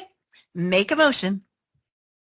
Madam Chair, I move we approve proposal 2307-23134 with Pueblo Mechanical and Controls to install heating, ventilating, and air conditioning HVAC units under Mojave Cooperative Contract 19F-PMAC-0904 in the Library District Warehouse in the amount of $67,125.76 effective September 12th, 2023. I'll second the motion. Okay. So Mr. Crowley, would you, he is our facilities director now. Would you? Well, the library district used to be the facilities shop. And when we came out of the old high school, the library had to have a place to go, and that's where we ended up putting it. And unfortunately, it was a shop, and it was not ever set up for everyday use. And so again, it's been set up and running with swamp coolers, which on top of that is not very conducive to the books and all the information is there. Plus the poor staff is like I say, several weeks ago when it was 100 plus, I guarantee it was 110 or 115 in that building. So it's something that needs to be taken care of. Okay. Well, I agree. Do we have any other discussion? Not.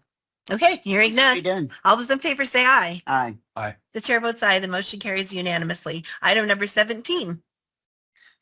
We need a motion. Madam Chair, I move that we approve proposal 2307-23135 with Pueblo Mechanical and Controls for the replacement of a heating, ventilation, and air conditioning unit under Mojave Cooperative Contract 19F-PMAC2-0904 in the procurement warehouse in the amount of $55,533.36 effective September the 12th, 2023. Second. All right. We have a motion and a second, Mr. Crowley. Okay. We have some very similar problem here. At once upon a time, they did stick a refrigeration unit on it, but it was one that the facilities had that was left over from something else, and it was never sized properly. So again, when it was 110 outside, inside that building, it was extremely, extremely hot. So again, it just needs to be dealt with again. Okay. Any comments? I'll call for the vote. All those in favor say aye. Aye. Aye. The chair votes aye and the motion carries unanimously. Item number 18. Madam Chair, I move we approve proposal 2301-19687 with Pueblo Mechanical Controls for the replacement of heating, ventilation, and air conditioning HVAC units at the Benson Service Center under Mojave Cooperative Contract 19F-PMAC2-0904 in the amount of $315,320.52 effective September 12th, 2023. I'll second that motion. Okay, we have a motion and a second. You have more to say. Go ahead. Well, this is the Benson Service Center, two-story building. It has two large air conditioning units that operate in that building. Both of them have exceeded 20 years old, long time ago, and we have been piecing one together for ever and ever and ever, trying to keep it up and running. Matter of fact, my HVAC guys deserve a pat on the back for having that system continue to run. So again, it's another one that it needs to be replaced. That's all we're looking to do. Okay. I have a comment. Thanks, HVAC guys. Yes, sir. So thank you for bringing these to us and for taking care of our staff. It's important. And the books. That's important to me. So, all right. Is there any other discussion? Hearing none. All those in favor say aye. Aye. Aye. The chair votes aye and the motion carries unanimously. Thank you, Mr. Crowley. All right, our next item, number 19. Madam Chair, I move we approve state and local cybersecurity grant program, SLCGP, local consent agreement with the Arizona Department of Homeland Security, AZDOHS, to provide cybersecurity services in lieu of the county receiving federal fiscal year 2022 SLCGP funding. I'll second the motion. We have a motion and a second. We'll listen to Mr. Joe Casey. He's our Chief Information Officer. Yeah, so this consent agreement is to get the services from the state rather than going and asking for money for cybersecurity stuff.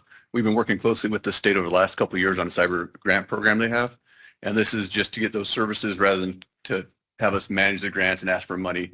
I think it's a good economy of scale because they're able to purchase stuff at a much better cost for the statewide system rather than counties buying ones and twos.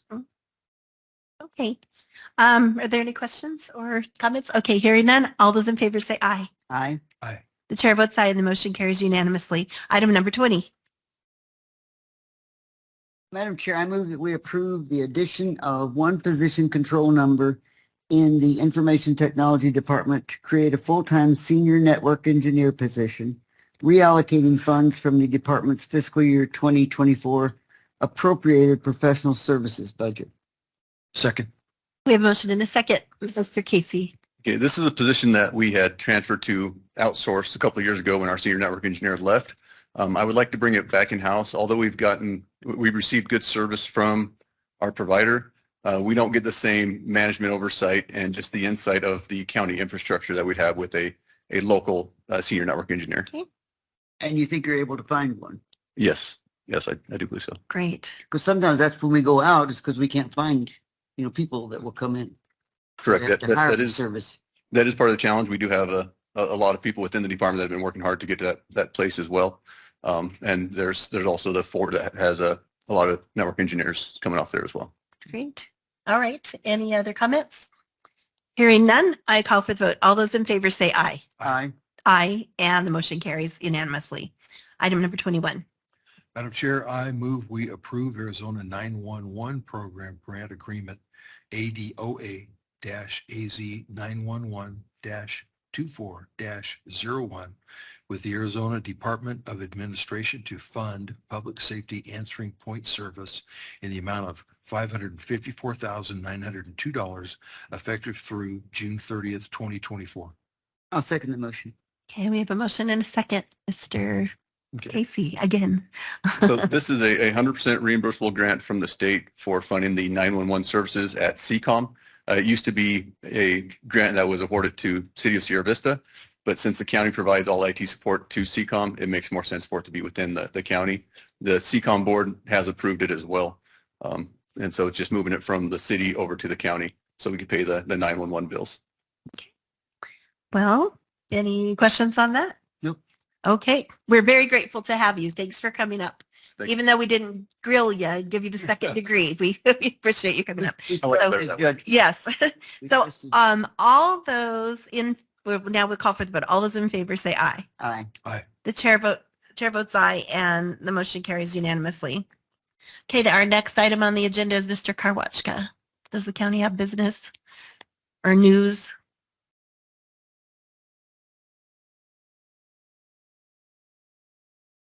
Yes, in between now and our next meeting, we have a county fair coming up on the 21st, 22nd, 23rd, and 24th.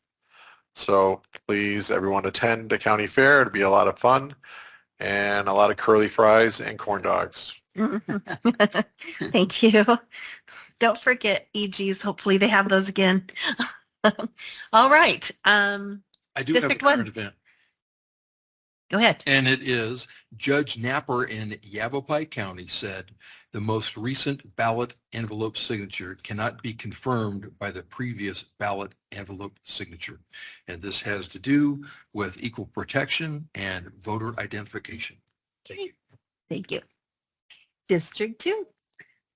Yes, I think it's very important that I bring to the attention that there was a very moving 911 ceremony in Douglas yesterday. And I've always been of the opinion that lest we forget, we should always keep that in mind as something that it isn't a celebration and it isn't a funeral, but it's a memorial so that we can remember that our country has been attacked, and it should always bring us closer together and make us realize why we're Americans. And so, like I say, I wanted to let the people that are listening know that these 911 memorials need to continue so that people do not forget. Thank you, Madam English. And I really can't follow that. We have some activities coming up, but I can talk about them at the next meeting. So thank you very much for participation today. And District 3 is passing. Our next meeting for the board will be Tuesday, September 26th at 10 a.m. and it will be a regular board meeting in the Board of Supervisors hearing room. This meeting is adjourned.